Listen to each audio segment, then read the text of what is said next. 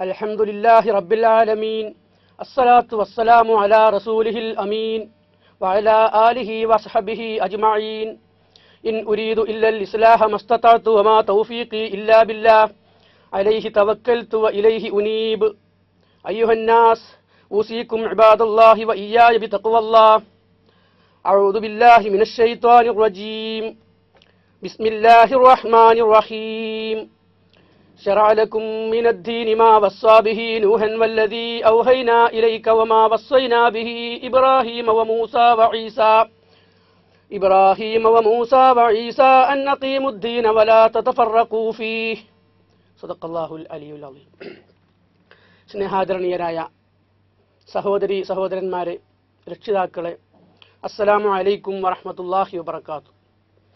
അല്ലാഹു സുബ്ഹാനഹു വ തആല നമ്മുടെ ഈ ഒത്തുകൂടൽ ഒരു സാലിഹായ സൽക്കർമ്മമായി സ്വീകരിക്കുമാറാകട്ടെ.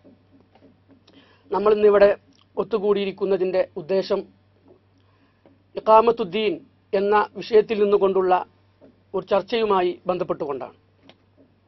നമുക്കെല്ലാവർക്കും അറിയാവുന്നതുപോലെ അല്ലാഹു സുബ്ഹാനഹു വ തആല മനുഷ്യ സമൂഹത്തെ ഈ ഭൂമിയിലേക്ക് സൃഷ്ടിച്ചയച്ചതിൻ്റെ പിന്നിൽ വളരെ വ്യക്തമായ ചില ഉദ്ദേശ ലക്ഷ്യങ്ങളുണ്ട്.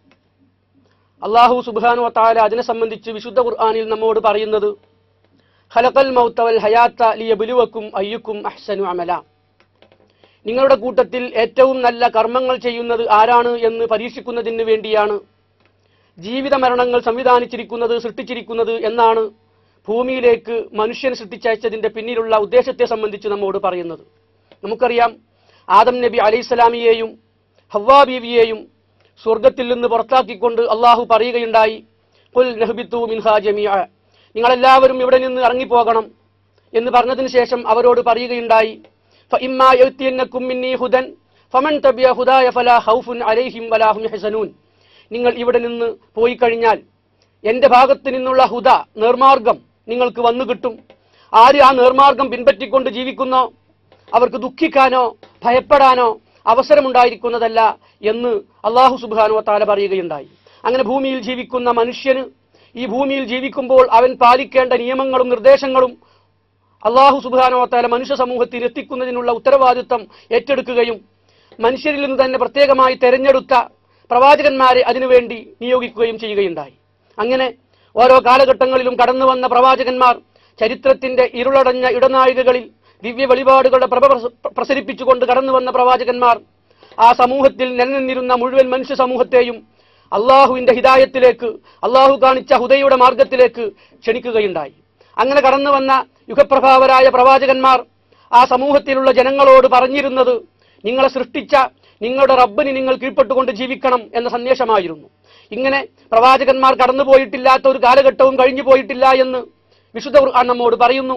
വലഖദ് ബഅസ്നാ ഫീ കുല്ലി ഉമ്മത്തിൻ റസൂലൻ അൻ യഅ്ബുദുല്ലാഹ വജ്തനിബുത് താഗൂത്ത്. ഓരോ ജനസമൂഹത്തിലേക്കും നാം ദൈവദൂതന്മാരെ നിയോഗിച്ചിട്ടുണ്ട്. നിങ്ങൾ അള്ളാഹുവിന് കീഴ്പ്പെട്ടുകൊണ്ട് ജീവിക്കണം, അള്ളാഹുവിന് ഇബാദത്ത് ചെയ്തുകൊണ്ട് ജീവിക്കണം, ദൈവേതര ശക്തികൾക്ക് വഴിപ്പെട്ടുകൊണ്ടല്ല നിങ്ങൾ ജീവിക്കേണ്ടത് എന്ന സന്ദേശം ഉയർത്തിപ്പിടിച്ചുകൊണ്ട് എല്ലാ കാലഘട്ടങ്ങളിലും പ്രവാചകന്മാർ കടന്നു വന്നു. അങ്ങനെ കടന്നു വന്ന പ്രവാചകന്മാർ ആ സമൂഹങ്ങളിൽ നിലനിന്നിരുന്ന സമൂഹങ്ങളോട് എന്തൊക്കെയായിരുന്നു പറഞ്ഞിരുന്നത് എന്ന് വിശുദ്ധ ഖുർആൻ നമ്മോട് പറയുന്നുണ്ട്. 25ഓളം പ്രവാചകന്മാരുടെ ചരിത്രം വിശുദ്ധ ഖുർആൻ നമ്മോട് പറയുന്നുണ്ട്. ആ വിശുദ്ധ ഖുർആനിലൂടെ പഠനം നടത്തുമ്പോൾ നമുക്ക് കാണാൻ സാധിക്കും, പ്രവാചകന്മാർ ആ കാലഘട്ടങ്ങളിൽ ജീവിച്ചിരുന്ന മനുഷ്യ സമൂഹത്തോട് പറഞ്ഞിരുന്നത് നിങ്ങളുടെ ജീവിതത്തിൽ നിങ്ങൾ അള്ളാഹുവിന് കീഴ്പ്പെട്ടുകൊണ്ട് ജീവിക്കണം. ആ ജീവിതം എന്ന് പറയുന്നത് അവന്റെ ജനനം മുതൽ മരണം വരെ ഈ ലോകത്ത് അവൻ കഴിച്ചു കൂട്ടുന്ന കാലയളവാണെങ്കിൽ ഈ ലോകത്ത് അവൻ ജീവിക്കുമ്പോൾ ആ ജീവിതത്തിന്റെ മുഴുവൻ രംഗങ്ങളിലേക്കും ആവശ്യമായ ഹുദ, നിയമനിർദ്ദേശങ്ങൾ, ദീൻ, ഇതൊക്കെയായിരുന്നു പ്രവാചകൻ സല്ലല്ലാഹു അലൈഹി വസല്ലമയിലൂടെയും അതിനു മുമ്പ് കടന്നു വന്ന പ്രവാചകന്മാരിലൂടെയും ഒക്കെ എല്ലാ പ്രവാചകന്മാരും ആ കാലഘട്ടങ്ങളിൽ സമൂഹത്തോട് പറഞ്ഞിരുന്നത്. അപ്പോൾ ആ കാലഘട്ടങ്ങളിൽ ജീവിച്ചിരുന്ന മനുഷ്യ സമൂഹത്തോട് അള്ളാഹുവിന് കീഴ്പ്പെടണം എന്ന് പറഞ്ഞതിന്റെ താല്പര്യമെന്നോണം ആ സമൂഹത്തിൽ അവരുടെ ജീവിതത്തിന്റെ ഏതെങ്കിലും ഒരു വശത്തേക്ക് ആവശ്യമായ നിയമങ്ങൾ മാത്രമായിരുന്നില്ല പ്രവാചകന്മാർ സംസാരിച്ചിരുന്നത്. മറിച്ച് മനുഷ്യന്റെ ജീവിതത്തിന്റെ മുഴുവൻ രംഗങ്ങളിലേക്കും ആവശ്യമായ നിയമങ്ങളെക്കുറിച്ചും നിർദ്ദേശങ്ങളെക്കുറിച്ചും ഒക്കെയായിരുന്നു എന്ന് നമുക്ക് കാണാൻ സാധിക്കും. പക്ഷേ ഇന്ന് നമ്മുടെ ജീവിതത്തെ നമ്മൾ വ്യത്യസ്ത അറകളും കോളങ്ങളും കള്ളികളും ഒക്കെ ആക്കിക്കൊണ്ട് ജീവിതത്തിന്റെ ഒരു മൂലയിൽ ഒരു അറയിൽ മാത്രം മതപരം എന്ന് പറയുന്ന ആരാധനാപരം എന്ന് പറയുന്ന ആ മേഖലയിൽ മാത്രം പ്രവാചകന്മാരിൽ നിന്ന് കിട്ടിയ വേദഗ്രന്ഥങ്ങളിൽ നിന്ന് കിട്ടിയ നിയമങ്ങളും നിർദ്ദേശങ്ങളും പാലിക്കുകയും അതേസമയം ജീവിതത്തിനെ വ്യത്യസ്തമായ അറകളാക്കി മാറ്റിയതിൽ ബാക്കിയുള്ള ഭാഗങ്ങളിൽ നമ്മളൊക്കെ തോന്നിയതുപോലെ ജീവിക്കുകയും അവിടെയൊന്നും അള്ളാഹുവിന്റെ ഹിദായത്തിന്റെ മാർഗം സ്വീകരിക്കാതിരിക്കുകയും അവിടെയൊന്നും അള്ളാഹുവിന്റെ ദീനിലുള്ള നിയമങ്ങളും നിർദ്ദേശങ്ങളും പാലിക്കാതിരിക്കുകയും ചെയ്യുക ഒക്കെ വഴി നമ്മൾ നമ്മുടെ ദീനിനോട് സ്വീകരിച്ചിരിക്കുന്ന സമീപനം എന്താണ് എന്ന് നമ്മൾ ആലോചിക്കേണ്ടതുണ്ട്. ആധുനിക കാലഘട്ടത്തിൽ ജീവിച്ചിരിക്കുന്ന മുസ്ലിം സമൂഹം അവർക്ക് അള്ളാഹു സുബ്ഹാനഹു വ തആല തന്നയച്ചിട്ടുള്ള പ്രവാചകന്മാരിലൂടെ തന്നയച്ചിട്ടുള്ള വേദഗ്രന്ഥങ്ങളിലൂടെ നമുക്ക് വന്നു കിട്ടിയിട്ടുള്ള അവസാനത്തെ പ്രവാചകനായ മുഹമ്മദ് മുസ്തഫ സല്ലല്ലാഹു അലൈഹി വസല്ലമയിലൂടെ നമുക്ക് വന്നു കിട്ടിയിട്ടുള്ള ഈ ദീനുൽ ഇസ്ലാമിനോട് സ്വീകരിച്ചിരിക്കുന്ന സമീപനം എന്താണ്? ജീവിതത്തെ വ്യത്യസ്ത അറകളാക്കി നമ്മൾ മാറ്റിയിരിക്കുന്നു. അവിടെ ആരാധനാപരം അതല്ലെങ്കിൽ മതപരം എന്ന് പറയുന്ന ഒരു കോളമുണ്ട്, ഒരു അറയുണ്ട്. അതിനുശേഷം സാമ്പത്തികം, സാമൂഹികം, സാംസ്കാരികം, രാഷ്ട്രീയം എന്ന് തുടങ്ങി വ്യത്യസ്തമായ അറകളാക്കി ജീവിതത്തെ മാറ്റുകയും അങ്ങനെ മതപരം എന്ന് പറയുന്ന ആരാധനാപരം എന്ന് പറയുന്ന ആ കോളത്തിൽ മാത്രം ദീന് പരിഗണിച്ചുകൊണ്ട് ജീവിക്കാൻ തീരുമാനിക്കുകയും ചെയ്തതിന്റെ ഫലമായി നമ്മുടെയൊക്കെ ജീവിതത്തിൽ ഇന്ന് നമ്മൾ നേരിട്ടുകൊണ്ടിരിക്കുന്ന ഭയാനകമായ ഭവിഷ്യത്തുകളും പ്രയാസങ്ങളും എന്തൊക്കെയാണ് എന്ന് നമുക്ക് കാണാൻ സാധിക്കും. അതേസമയം കാലഘട്ടങ്ങളിലൂടെ കടന്നു വന്ന പ്രവാചകന്മാർ, അവസാനമായി കടന്നു വന്ന മുഹമ്മദ് മുസ്തഫ സല്ലല്ലാഹു അലൈഹി വസല്ലം ഇവരൊക്കെയും പ്രബോധനം ചെയ്തിരുന്ന ലാ ഇലാഹ ഇല്ലല്ലാഹ് എന്ന കലിമത്തു തൗഹീദ് ഉയർത്തിപ്പിടിച്ചുകൊണ്ട് പ്രബോധനം ചെയ്തിരുന്ന ഈ ദീനുൽ ഇസ്ലാം, ഈ ഇസ്ലാമിന്റെ മഹത്വം നമ്മൾ മനസ്സിലാക്കുമ്പോൾ, ഈ ഇസ്ലാമിന്റെ പ്രത്യേകത നമ്മൾ മനസ്സിലാക്കുമ്പോൾ അത് ആരാധന എന്ന് പറയുന്ന കോളത്തിൽ പാലിക്കാൻ വേണ്ടി മാത്രമുള്ള നിയമങ്ങളും നിർദ്ദേശങ്ങളും മാത്രമല്ല, മറിച്ച് ജീവിതത്തിന്റെ എല്ലാ രംഗങ്ങളിലേക്കും ആവശ്യമായതാണ്. അതുകൊണ്ടാണ് നമസ്കരിക്കുമ്പോൾ അള്ളാഹുവിന്റെ മുന്നിൽ കൈകെട്ടി നിന്നുകൊണ്ട് ഒരു സത്യവിശ്വാസിയായ മനുഷ്യൻ പറയുന്നത്, 5 സമയവും അള്ളാഹുവിന്റെ മുന്നിൽ കൈകെട്ടി നിന്നുകൊണ്ട് പറയുന്നു, ഇന്ന സ്വലാത്തി വ നുസുക്കി വ മഹ്യായ വ മമാത്തി ലില്ലാഹി റബ്ബിൽ ആലമീൻ. നിശ്ചയമായും എന്റെ നമസ്കാരം, എന്റെ ആരാധനാകർമ്മങ്ങൾ, വമഹിയായ എന്റെ ജീവിതം, വമമാത്തി എന്റെ മരണവും ലില്ലാഹി റബ്ബിൽ ആലമീൻ, ലോകരക്ഷിതാവായ അള്ളാഹുവിനാകുന്നു. അപ്പോൾ വെറും ആരാധനാ ജീവിതം മാത്രമായിരുന്നു അള്ളാഹുവിന് വേണ്ടതെങ്കിൽ ഇന്ന സ്വലാത്തി വനുസുക്കി എന്ന് പറഞ്ഞുകൊണ്ട് അവസാനിപ്പിക്കാമായിരുന്നു. പക്ഷേ അവിടെ അവസാനിപ്പിച്ചിട്ടില്ല. വിശുദ്ധ ഖുർആനിലെ സൂറത്തു അൻആമിലെ ആയത്തും കൂടിയാണ് ഇത് എന്ന് നമ്മൾ മനസ്സിലാക്കണം. അപ്പോൾ അള്ളാഹു സുബ്ഹാനഹു വ തആല നമ്മോട് പറയുന്ന വിശുദ്ധ ഖുർആനിലുള്ള ഈ ആയത്തിലൂടെ നമ്മോട് പറയാൻ വേണ്ടി അള്ളാഹുവും റസൂലും കൽപ്പിക്കുന്നത് എന്റെ നമസ്കാരവും എന്റെ ആരാധനകളും പടച്ചവനെ നിനക്കാകുന്നു എന്ന് പറഞ്ഞുകൊണ്ട് അവസാനിപ്പിക്കാനല്ല, മറിച്ച് അതിനുശേഷം പറയുന്നത് വമഹയായ എന്റെ ജീവിതം, വമമാത്തി എന്റെ മരണവും ലില്ലാഹി റബ്ബിൽ ആലമീൻ, ലോകരക്ഷിതാവായ അള്ളാഹുവിനാകുന്നു. അപ്പോൾ എന്റെ ആരാധനാപരമായ ജീവിതം പടച്ചവനെ നിനക്കാകുന്നു എന്ന് പറയുന്നതിന് പകരം എന്റെ ജീവിതം മുഴുവനും, പിന്നെ ജീവിതത്തിൽ പെടാതെ ബാക്കിയുള്ളത് മരണമാണ്. ആ മരണവും വമമാത്തി എന്റെ മരണവും ലില്ലാഹി റബ്ബിൽ ആലമീൻ, ലോകരക്ഷിതാവായ അള്ളാഹുവിനാകുന്നു എന്ന് പ്രതിജ്ഞ ചെയ്യുന്ന മനുഷ്യന് എങ്ങനെയാണ് ഈ ആരാധനാപരം മതപരം എന്ന് പറയുന്ന ഈ കോളത്തിൽ മാത്രം അള്ളാഹുവിന്റെ ദീന് പരിഗണിക്കുകയും സാമൂഹികവും സാമ്പത്തികവും രാഷ്ട്രീയവും സാംസ്കാരികവും കുടുംബപരവും എന്ന് തുടങ്ങി ജീവിതത്തിന്റെ മറ്റു പല ഭാഗങ്ങളിലും ദീന് പരിഗണിക്കാതെ ജീവിക്കാൻ സാധിക്കുകയും ചെയ്യുക എന്നുള്ളത് എങ്ങനെയാണ് നമുക്ക് സാധിക്കുക എന്നത് നമ്മൾ ആലോചിക്കേണ്ടതുണ്ട്. അതുകൊണ്ട് പ്രവാചകന്മാരിലൂടെ നമുക്ക് വന്നു കിട്ടിയിട്ടുള്ള ഈ ദീനുൽ ഇസ്ലാമിനോട് വിശുദ്ധ ഖുർആൻ താല്പര്യപ്പെടുന്ന, പ്രവാചകൻ സല്ലല്ലാഹു അലൈഹി വസല്ലം താല്പര്യപ്പെടുന്ന, അല്ലാഹു സുബ്ഹാനഹു വ തആല താല്പര്യപ്പെടുന്ന സമീപനം സ്വീകരിക്കാൻ നമ്മൾ തയ്യാറാകണം. അങ്ങനെ ജീവിതത്തിന്റെ എല്ലാ രംഗങ്ങളിലും നമ്മൾ ഈ ആദർശത്തോട്, ലാ ഇലാഹ ഇല്ലല്ലാഹ് എന്ന ആദർശത്തിന്റെ താല്പര്യമായി ദീനുൽ ഇസ്ലാമിൽ നിലപാടുകൾ സ്വീകരിക്കാൻ നമ്മൾ തയ്യാറാകണം. അതുകൊണ്ട് ദീൻ എന്ന് പറയുമ്പോൾ ജീവിതത്തിന്റെ എല്ലാ രംഗങ്ങളിലും ഉള്ളതാണ്. അതുകൊണ്ട് പ്രവാചകന്മാർ കടന്നു വരുമ്പോൾ ആരാധനാ രംഗത്തേക്ക് ആവശ്യമായ നിയമങ്ങൾ മാത്രമായിരുന്നില്ല സംസാരിച്ചിരുന്നത്. സാമൂഹിക വിഷയങ്ങളിൽ അവർ ഇടപെട്ടു, സാംസ്കാരിക വിഷയങ്ങളെക്കുറിച്ച് സംസാരിച്ചു, കുടുംബ വിഷയങ്ങളെക്കുറിച്ച് സംസാരിച്ചു. അങ്ങനെ മനുഷ്യൻ ഇടപെടുന്ന മുഴുവൻ മേഖലകളിലും പ്രവാചകന്മാർ ഇടപെട്ടു. നമുക്കറിയാം, നൂഹ് നബി അലൈഹിസ്സലാം കടന്നു വരുമ്പോൾ ആ സമൂഹം പ്രധാനമായും വ്യതിചരിച്ചിരുന്നത് 2 ഭാഗങ്ങളിലായിരുന്നു. ഒന്ന്, മഹാന്മാരായ ആളുകളുടെ പ്രതിമകൾ ഉണ്ടാക്കി അവരോട് നേരിട്ട് പ്രാർത്ഥിക്കുന്ന ബഹുദൈവാരാധകരായി മുശ്രിക്കുകളായി അവർ മാറിയിരുന്നു. അതിനെതിരെ നൂഹ് നബി അലൈഹിസ്സലാം അവരെ ബോധവൽക്കരിക്കുന്നു. പക്ഷേ അവിടെ മാത്രം പറഞ്ഞുകൊണ്ട് അവസാനിപ്പിക്കുന്നില്ല. ആ കാലഘട്ടത്തിൽ ആ സമൂഹത്തിൽ സാമൂഹിക ഉച്ചനീചത്വം നിലനിന്നിരുന്നു. ആളുകൾ ആളുകളെ തട്ടുകളാക്കി തിരിച്ചുകൊണ്ട് ചൂഷണം ചെയ്യുന്ന മേലാളവർഗം അവിടെ നിലനിന്നിരുന്നു. ഈ തിന്മക്കെതിരെയും നൂഹ് നബി അലൈഹിസ്സലാം വളരെ ശക്തമായ നിലയിൽ ബോധവൽക്കരണം നടത്തുന്നു.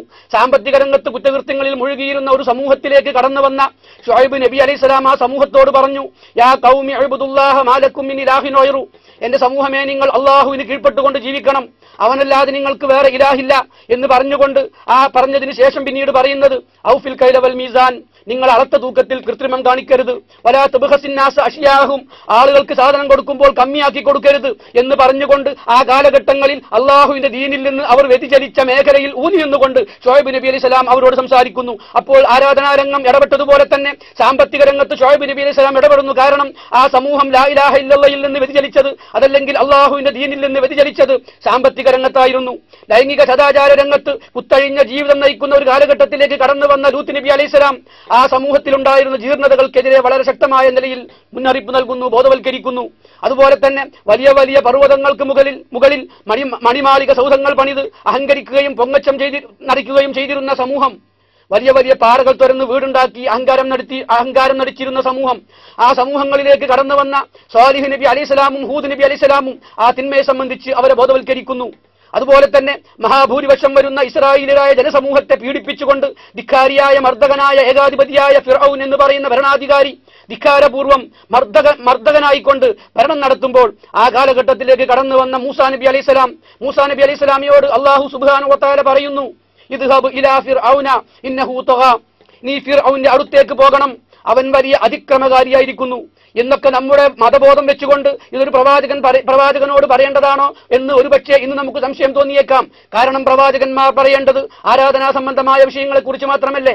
അതുകൊണ്ട് ഫിർഔന്റെ കൊട്ടാരത്തിൽ ചെന്നുകൊണ്ട് പറയേണ്ടത് നീ നമസ്കരിക്കണം, നോമ്പ് നോൽക്കണം, ആരാധനകളിൽ വീഴ്ച വരുത്തരുത് തുടങ്ങി ആരാധനാ സംബന്ധമായ വിഷയങ്ങളെ കുറിച്ചൊക്കെ സംസാരിക്കുകയും ഭരണപരമായ വിഷയങ്ങളിൽ ഇടപെടാതിരിക്കുകയും നിന്റെ ഭരണമൊന്നും ഞാൻ ഇടപെടുന്നില്ല, നിന്റെ ഭരണമൊക്കെ നീ ഇഷ്ടം പോലെ നടത്തിക്കോ, അതൊക്കെ നിന്റെ നാടാണ്, അൻതും അഅലമു ബിഉമൂരി ദുനിയാക്കും, അതൊക്കെ നിന്റെ ദുനിയാവിന്റെ വിഷയമാണ് എന്ന് പറഞ്ഞുകൊണ്ട് ആ വിഷയത്തിലൊന്നും ഇടപെടാതെ വെറും ആരാധനാപരമായ വിഷയങ്ങളിൽ മാത്രം സംസാരിച്ച് തിരിച്ചു പോരുന്ന ഒരു മൂസാ നബിയെ അല്ല നമുക്ക് കാണാൻ സാധിക്കുന്നത്. അല്ലാഹു സുബ്ഹാനഹു വ തആല പറയുന്നത് ഇദ്ഹബ് ഇലാ ഫിർഔന ഇന്നഹു തഗാ, നീ ഫിർഔന്റെ അടുത്തേക്ക് പോകണം, അവൻ വലിയ അതിക്രമകാരിയായിരിക്കുന്നു എന്നാണ് പറയുന്നത്. എന്നിട്ട് സ്വന്തം സഹോദരനായ ഹാറൂൻ നബി അലൈഹിസ്സലാമിയെ കൂടി അല്ലാഹു കൂട്ടിന് നിശ്ചയിച്ചു കൊടുക്കുന്നു. രണ്ടുപേരും ഫിർഔന്റെ കൊട്ടാരത്തിൽ ചെന്നുകൊണ്ട് പറയുന്നത് നീ അല്ലാഹുവിന് കീഴ്പ്പെടണം എന്ന് പറഞ്ഞ ഉടനെ തന്നെ പറയുന്നത് അർസിൽ മാനാ ബനി ഇസ്രായീൽ സമൂഹത്തെ ഞങ്ങളുടെ കൂടെ വിട്ടുതരണം, അവരെ പ്രയാസപ്പെടുത്തരുത്, പീഡിപ്പിക്കരുത് എന്ന് പറഞ്ഞുകൊണ്ട് മഹാഭൂരിപക്ഷം വരുന്ന ഇസ്രായേലിയരായ ജനസമൂഹത്തിന്റെ വിമോചനത്തിന് വേണ്ടി ശബ്ദമുയർത്തുന്ന ഒരു പ്രവാചകനെയാണ് നമുക്ക് കാണാൻ സാധിക്കുന്നത് മൂസാ നബി അലൈഹി സ്വലാമിയിലൂടെ. ഒരേ സമയം രണ്ട് പ്രവാചകന്മാരെ അള്ളാഹു നിയോഗിക്കുന്നു ഈ ഉത്തരവാദിത്തം നിർവഹിക്കുന്നതിന് വേണ്ടി എന്ന് നമുക്ക് കാണാൻ സാധിക്കും. ഇനി മുഹമ്മദ് മുസ്തഫ സല്ലല്ലാഹു അലൈഹി വസല്ലമയുടെ നിയോഗത്തിന്റെ ലക്ഷ്യമായി വിശുദ്ധ ഖുർആൻ പറയുന്നത് ഒരു ഭാഗത്ത് നിങ്ങൾക്ക് ആരാധനകളൊക്കെ പഠിപ്പിക്കുന്ന പ്രവാചകൻ എന്ന് പറയുന്നതിന് പകരം അവരെ വരിഞ്ഞു മുറുക്കിയിരിക്കുന്ന ചെങ്ങലക്കെട്ടുകൾ പൊട്ടിച്ചെറിയുകയും അവരുടെ മുതുകുകളെ ഞെരിച്ചുകൊണ്ടിരിക്കുന്ന ഭാരിച്ച ഭാരത്തിന്റെ ഭാണ്ഡം ഇറക്കി വെക്കുകയും ചെയ്യുന്ന പ്രവാചകൻ. അപ്പോൾ ചങ്ങലക്കെട്ടുകൾ പൊട്ടിച്ചെറിയുന്ന പ്രവാചകൻ, ഭാരം ഇറക്കി വെക്കുന്ന പ്രവാചകൻ എന്ന് പറഞ്ഞുകൊണ്ട് മനുഷ്യ സമൂഹത്തിന്റെ വിമോചനം ഉദ്ഘോഷിക്കുന്ന ഒരു പ്രവാചകനെയാണ് വിശുദ്ധ ഖുർആൻ നമുക്ക് പരിചയപ്പെടുത്തുന്നതെങ്കിൽ ഇന്ന് പ്രവാചകനെ നാം അനുധാവനം ചെയ്യുന്നത് എങ്ങനെയാണ് എന്ന് ആത്മപരിശോധന നടത്തേണ്ടതുണ്ട്. അതുപോലെ തന്നെ മറ്റൊരു ഭാഗത്ത് വിശുദ്ധ ഖുർആൻ പറയുന്നു ഹുവല്ലദീ അർസല റസൂലഹു ബിൽ ഹുദാ വദീനിൽ ഹഖ് ലിയുദ്ഹിറഹു അലദ്ദീനി കുല്ലിഹി വലൗ കരിഹൽ മുശ്രികൂൻ, അവനാകുന്നു സത്യദീനും സന്മാർഗവുമായി അല്ലാഹുവിന്റെ റസൂലിനെ നിയോഗിച്ചത്. എന്തിനു വേണ്ടി? ലിയുദ്ഹിറഹു അലദ്ദീനി കുല്ലിഹി, മറ്റുള്ള എല്ലാ ദീനുകളുടെയും മുകളിൽ ഈ ദീനിന് ഉയർച്ച കിട്ടുന്നതിന് വേണ്ടി. വലൗ കരിഹൽ മുശ്രികൂൻ, ശിർക്ക് ചെയ്യുന്ന ആളുകൾ എത്ര തന്നെ വെറുത്താലും ശരി. അപ്പോൾ ആരാധനാ രംഗത്തും സാമൂഹിക രംഗത്തും സാമ്പത്തിക രംഗത്തും രാഷ്ട്രീയ രംഗത്തും ഒക്കെ ശിർക്കുകൾ നിലനിൽക്കുമ്പോൾ ആ രംഗങ്ങളിലൊക്കെയും ശിർക്ക് ചെയ്യുന്ന ജനസമൂഹം എത്ര തന്നെ വെറുത്താലും ശരി, അള്ളാഹു റസൂലിനെ നിയോഗിച്ചത് മറ്റുള്ള എല്ലാ ദീനുകളുടെയും മുകളിൽ, മറ്റുള്ള എല്ലാ പ്രത്യയശാസ്ത്രങ്ങൾക്കും മുകളിൽ, മറ്റുള്ള എല്ലാ വ്യവസ്ഥകൾക്കും മുകളിൽ അള്ളാഹുവിന്റെ ദീനിന് ഉയർച്ച കിട്ടണം. ആ ദീനിന് ഉയർച്ച കിട്ടുന്നതിന് വേണ്ടിയാണ് അള്ളാഹു റസൂലിനെ നിയോഗിച്ചത്. ഇദ്ഹാറുദ്ദീൻ, ഇഖാമത്തുദ്ദീൻ എന്നൊക്കെ നമ്മൾ പറയുന്നത് അതിനെ സംബന്ധിച്ചാണ്. അതുകൊണ്ട് പ്രവാചകന്മാർ കടന്നു വന്നത് ജനസമൂഹത്തിന്റെ വിമോചനത്തിന് വേണ്ടിയായിരുന്നു. അള്ളാഹു സുബ്ഹാനഹു വ തആലയുടെ നിർദ്ദേശങ്ങളും നിയമങ്ങളും ജീവിതത്തിൽ പകർത്തുന്നവരാക്കി ജനസമൂഹത്തെ മാറ്റുന്നതിന് വേണ്ടി. അങ്ങനെ ആരാധനകളിലൂടെ സംശുദ്ധമായ ജീവിതം നയിക്കുന്ന ജനസമൂഹം ലോകത്ത് നിലവിൽ വരികയും ലോകത്ത് സമാധാനം നിലനിൽക്കുകയും ചെയ്യുന്ന ഒരു അവസ്ഥാവിശേഷം ലോകത്ത് സംജാതമാകേണ്ടതുണ്ട്. അതുകൊണ്ട് ജനസമൂഹം ഇഹലോകത്ത് ക്ഷേമവും പരലോകത്ത് മോക്ഷവും ലഭിക്കുന്ന അവസ്ഥയിലേക്ക് എത്തിപ്പെടേണ്ടതുണ്ട്. അതുകൊണ്ട് കാലഘട്ടങ്ങളിലൂടെ കടന്നു വന്ന പ്രവാചകന്മാർ ഈ ഉത്തരവാദിത്വം നിർവഹിക്കുകയുണ്ടായി.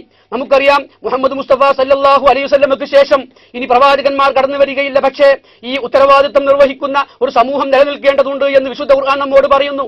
ഓരോ കാലഘട്ടങ്ങളിലും കടന്നു വന്ന പ്രവാചകന്മാർ നിർവഹിച്ച ഉത്തരവാദിത്വം ഈ കാലഘട്ടങ്ങളിൽ നിർവഹിക്കാൻ ഒരു സമൂഹത്തെ അള്ളാഹു നിയോഗിച്ചിരിക്കുന്നു. കുൻതും ഖൈറ ഉമ്മത്തിൻ ഉഖ്രിജത ലിന്നാസ് തഅ്മുറൂന ബിൽ മഅറൂഫി വതൻഹൗന അനിൽ മുൻകർ വതുഅ്മിനൂന ബില്ലാഹ്. നിങ്ങൾ നന്മ കൽപ്പിക്കുകയും തിന്മ വിരോധിക്കുകയും ചെയ്യുന്ന ഉത്തമ സമൂഹമാക്കിയിരിക്കുന്നു അല്ലാഹു സുബ്ഹാനഹു വ തആല നിങ്ങളെ. എന്താണ് നിങ്ങളുടെ ഡ്യൂട്ടി? നന്മ കൽപ്പിക്കുകയും തിന്മ വിരോധിക്കുകയും ചെയ്യുക, വതുഅ്മിനൂന ബില്ലാഹ്, അല്ലാഹുവിൽ വിശ്വസിക്കുകയും ചെയ്യുക എന്ന് പറഞ്ഞുകൊണ്ട് ഉത്തമ സമൂഹമാക്കിയിരിക്കുന്നു, ഹൈറ ഉമ്മത്താക്കിയിരിക്കുന്നു എന്ന് വിശുദ്ധ ഖുർആൻ പറയുന്നു. വേറൊരു ഭാഗത്ത് ഉമ്മത്തൻ വസത്തൻ, മധ്യമ സമൂഹമാക്കിയിരിക്കുന്നു എന്ന് പറഞ്ഞുകൊണ്ട് ഈ ഉമ്മത്തിന്റെ പ്രത്യേകത പറയുന്നുണ്ട്. അതുകൊണ്ട് നന്മ കൽപ്പിക്കുക തിന്മ വിരോധിക്കുക എന്ന് പറയുന്ന ആ ഉത്തരവാദിത്തം ഓരോ കാലഘട്ടങ്ങളിലും പ്രവാചകന്മാരായിരുന്നു നിർവഹിച്ചിരുന്നതെങ്കിൽ ഈ കാലഘട്ടത്തിൽ ഒരു പ്രവാചകന് പകരം ഒരു ഉമ്മത്തിനെ തന്നെ അള്ളാഹു നിയോഗിച്ചിരിക്കുന്നു. ഈ കാലഘട്ടത്തിൽ ലൂത്ത് നബി അലൈഹി സ്വലാമിയുടെ സമൂഹത്തിലുള്ള തിന്മകളുണ്ട്, ഷുഐബ് നബി അലൈഹി സ്വലാമിയുടെ സമൂഹത്തിലുള്ള തിന്മകളുണ്ട്, ആയത് സമൂത് ഗോത്രങ്ങളിൽ നിലനിന്നിരുന്ന തിന്മകളുണ്ട്. അതുപോലെ ഓരോ കാലഘട്ടങ്ങളിൽ പ്രവാചകന്മാരുടെ സമൂഹങ്ങളിൽ നിലനിന്നിരുന്ന എല്ലാ വൃത്തികേടുകളും നിറഞ്ഞു നിൽക്കുന്ന ഈ കാലഘട്ടത്തിൽ ആ പ്രവാചകന്മാർ നിർവഹിച്ചിരുന്ന ഉത്തരവാദിത്തം ഏറ്റെടുത്തുകൊണ്ട് നിർവഹിക്കുന്ന സമൂഹമായി ഈ ഉമ്മത്ത് മാറേണ്ടതുണ്ട്. ആ ഉത്തരവാദിത്തം നിർവഹിക്കുന്നവരായി അവർ മാറണമെങ്കിൽ അവർ ആരാധനകളിലൂടെ ശുദ്ധീകരിക്കപ്പെടണം, തഖ്വ ഉള്ളവരായി മാറണം. അങ്ങനെ പ്രവാചകന്മാർ ഏറ്റെടുത്ത ഉത്തരവാദിത്തം നിർവഹിക്കണം, അള്ളാഹു ഏൽപ്പിച്ച ഉത്തരവാദിത്തം നിർവഹിക്കണം. ആ ഉത്തരവാദിത്തം എന്ന് പറയുന്നത് അള്ളാഹുവിന്റെ ദീനിന്റെ സംസ്ഥാപനമാണ്. ഉലുൽ അസ്മുകളായ പ്രവാചകന്മാരുടെ പേരെടുത്ത് പറഞ്ഞുകൊണ്ട് ആ കാര്യവും വിശുദ്ധ ഖുർആൻ പറയുന്നുണ്ട്. ശറഅ ലക്കും മിനദ്ദീനി മാ വസ്സാ ബിഹി നൂഹൻ വല്ലദീ ഔഹൈനാ ഇലൈക വമാ വസ്സൈനാ ബിഹി ഇബ്രാഹീമ വമൂസാ വഈസാ അൻ അഖീമുദ്ദീന വലാ തതഫറഖൂ ഫീ. ശറഅ ലക്കും മിനദ്ദീനി, ഈ ദീനിൽ അള്ളാഹു നിങ്ങൾക്ക് നിയമമാക്കിയിരിക്കുന്നു. മാ വസ്സാ ബിഹി നൂഹൻ, നൂഹ് നബി അലൈഹി സ്വലാമക്ക് നിർദ്ദേശം നൽകിയിട്ടുള്ള കാര്യം. വമാ വസ്സൈനാ ബിഹി ഇബ്രാഹീമ വമൂസാ വഈസാ, മൂസാ നബി അലൈഹി സ്വലാമക്കും ഈസാ നബി അലൈഹി സ്വലാമക്കും ഇബ്രാഹിം നബി അലൈഹി സ്വലാമക്കും ഒക്കെ വഹി നിർദ്ദേശം നൽകിയിട്ടുള്ള കാര്യം, ഇപ്പോൾ താങ്കൾക്കും വഹി നൽകിയിട്ടുള്ള കാര്യം എന്നൊക്കെ പറഞ്ഞുകൊണ്ട് വിശുദ്ധ ഖുർആൻ പറയുന്നു. എന്താണ് ആ കാര്യം? അൻ അഖീമുദ്ദീന വലാ തതഫറഖൂ ഫീഹ്, ഈ ദീനിനെ നിങ്ങൾ സ്ഥാപിക്കണം, വലാ തതഫറഖൂ ഫീഹ്, അതിൽ നിങ്ങൾ ഭിന്നിക്കരുത്. അപ്പോൾ നമ്മൾ സ്ഥാപിക്കേണ്ടത് അള്ളാഹുവിന്റെ ദീനാണ്. അള്ളാഹുവിന്റെ ദീനാണ് നമ്മൾ സ്ഥാപിക്കേണ്ടതെങ്കിൽ എന്താണ് അള്ളാഹുവിന്റെ ദീന് എന്ന് നമ്മൾ മനസ്സിലാക്കേണ്ടതുണ്ട്. അള്ളാഹുവിന്റെ ദീനാണ് നമുക്ക് പ്രബോധനം ചെയ്യാനുള്ളതെങ്കിൽ എന്താണ് അള്ളാഹുവിന്റെ ദീൻ എന്ന് നമ്മൾ മനസ്സിലാക്കേണ്ടതുണ്ട്. ഏതൊരു ദീനിലേക്കാണ് നമ്മൾ ജനങ്ങളെ ക്ഷണിക്കുന്നത് എന്നതിനെ സംബന്ധിച്ച് ഒരു ബോധം നമുക്കുണ്ടാകേണ്ടതുണ്ട്. അതുകൊണ്ട് എന്തിനെ കുറിച്ചൊക്കെയാണ് അള്ളാഹു വിശുദ്ധ ഖുർആനിലൂടെ ദീൻ എന്ന് പറഞ്ഞത്, പ്രവാചകൻ സല്ലല്ലാഹു അലൈഹി വസല്ലം ദീനായിട്ട് എന്തൊക്കെയാണോ നമ്മെ പഠിപ്പിച്ചിട്ടുള്ളത് ആ ദീനൊക്കെയും നമ്മൾ പ്രയോഗവൽക്കരിക്കണം, സ്ഥാപിക്കണം. ഒരു നാട്ടിൽ നമസ്കാരം നിലനിർത്തുക, നമസ്കാരം സ്ഥാപിക്കുക എന്ന് പറഞ്ഞാൽ അവിടെ ആരെങ്കിലും ഒറ്റക്കൊറ്റക്ക് നമസ്കരിക്കുന്നതിന് ആ നാട്ടിൽ നമസ്കാരം സ്ഥാപിതമായി എന്ന് നമ്മൾ പറയുകയില്ല. വിശുദ്ധ ഖുർആൻ താല്പര്യപ്പെടുന്നത് പോലെ, പ്രവാചകൻ സല്ലല്ലാഹു അലൈഹി വസല്ലം പഠിപ്പിച്ചതുപോലെ സംഘടിതമായി പ്രവാചകന്റെ മാതൃകയിൽ ജമാഅത്ത് നമസ്കാരം നിർവഹിക്കുന്ന ഒരു സാഹചര്യത്തിനാണ് അവിടെ ഇഖാമത്തുസ് സ്വലാത്തുണ്ട് എന്ന് നമ്മൾ പറയുന്നതെങ്കിൽ, ഇഖാമത്തുദ്ദീൻ എന്ന് പറയുമ്പോൾ പ്രവാചകൻ സല്ലല്ലാഹു അലൈഹി വസല്ലം എങ്ങനെയാണോ ദീനിനെ സ്ഥാപിച്ചത് ആ രീതിയിൽ ദീനിന്റെ സംസ്ഥാപനം ലക്ഷ്യം വെച്ചുകൊണ്ട് പ്രവർത്തിക്കണം. അതിന്റെ സ്ഥാപിതമായ സ്ഥലങ്ങളിൽ അതിന്റെ സംരക്ഷണത്തിന് വേണ്ടി പ്രവർത്തിക്കണം. അപ്പോൾ ദീനായി എന്തൊക്കെ വിശുദ്ധ ഖുർആൻ പറഞ്ഞിട്ടുണ്ടോ, പ്രവാചകൻ സല്ലല്ലാഹു അലൈഹി വസല്ലം പഠിപ്പിച്ചിട്ടുണ്ടോ അതൊക്കെയും നമ്മൾ സ്ഥാപിതമാക്കേണ്ടതുണ്ട്. അതൊക്കെ നമ്മൾ കണ്ണുകൊണ്ട് കാണേണ്ടതുണ്ട്, വളരെ വ്യക്തമായി നമ്മുടെ മുമ്പിൽ നിലനിൽക്കേണ്ടതുണ്ട്. അതിനുവേണ്ടിയുള്ള പ്രവർത്തനം നമ്മൾ നടത്തേണ്ടതുണ്ട്. അതിനുവേണ്ടി അള്ളാഹുവിനോട് നമ്മൾ പ്രാർത്ഥിക്കേണ്ടതുണ്ട്. അള്ളാഹു നൽകിയ അനുഗ്രഹങ്ങൾ ആ മാർഗത്തിൽ നമ്മൾ ഉപയോഗപ്പെടുത്തേണ്ടതുണ്ട്.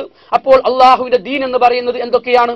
നമ്മൾ ജീവിതത്തിന്റെ വ്യത്യസ്തമായ അറകളെക്കുറിച്ച് നേരത്തെ പറഞ്ഞു. ജീവിതത്തിൽ ആരാധനാ രംഗമുണ്ട്, സാമൂഹിക രംഗമുണ്ട്, സാമ്പത്തിക രംഗമുണ്ട്, രാഷ്ട്രീയ രംഗമുണ്ട്, സാംസ്കാരിക രംഗമുണ്ട്, കുടുംബരംഗമുണ്ട്. അങ്ങനെ ജീവിതത്തിന്റെ വ്യത്യസ്തമായ ഭാഗങ്ങളുണ്ടെങ്കിൽ ആ ഭാഗങ്ങളിലൊക്കെയും അള്ളാഹുവിന്റെ ദീനുണ്ട്.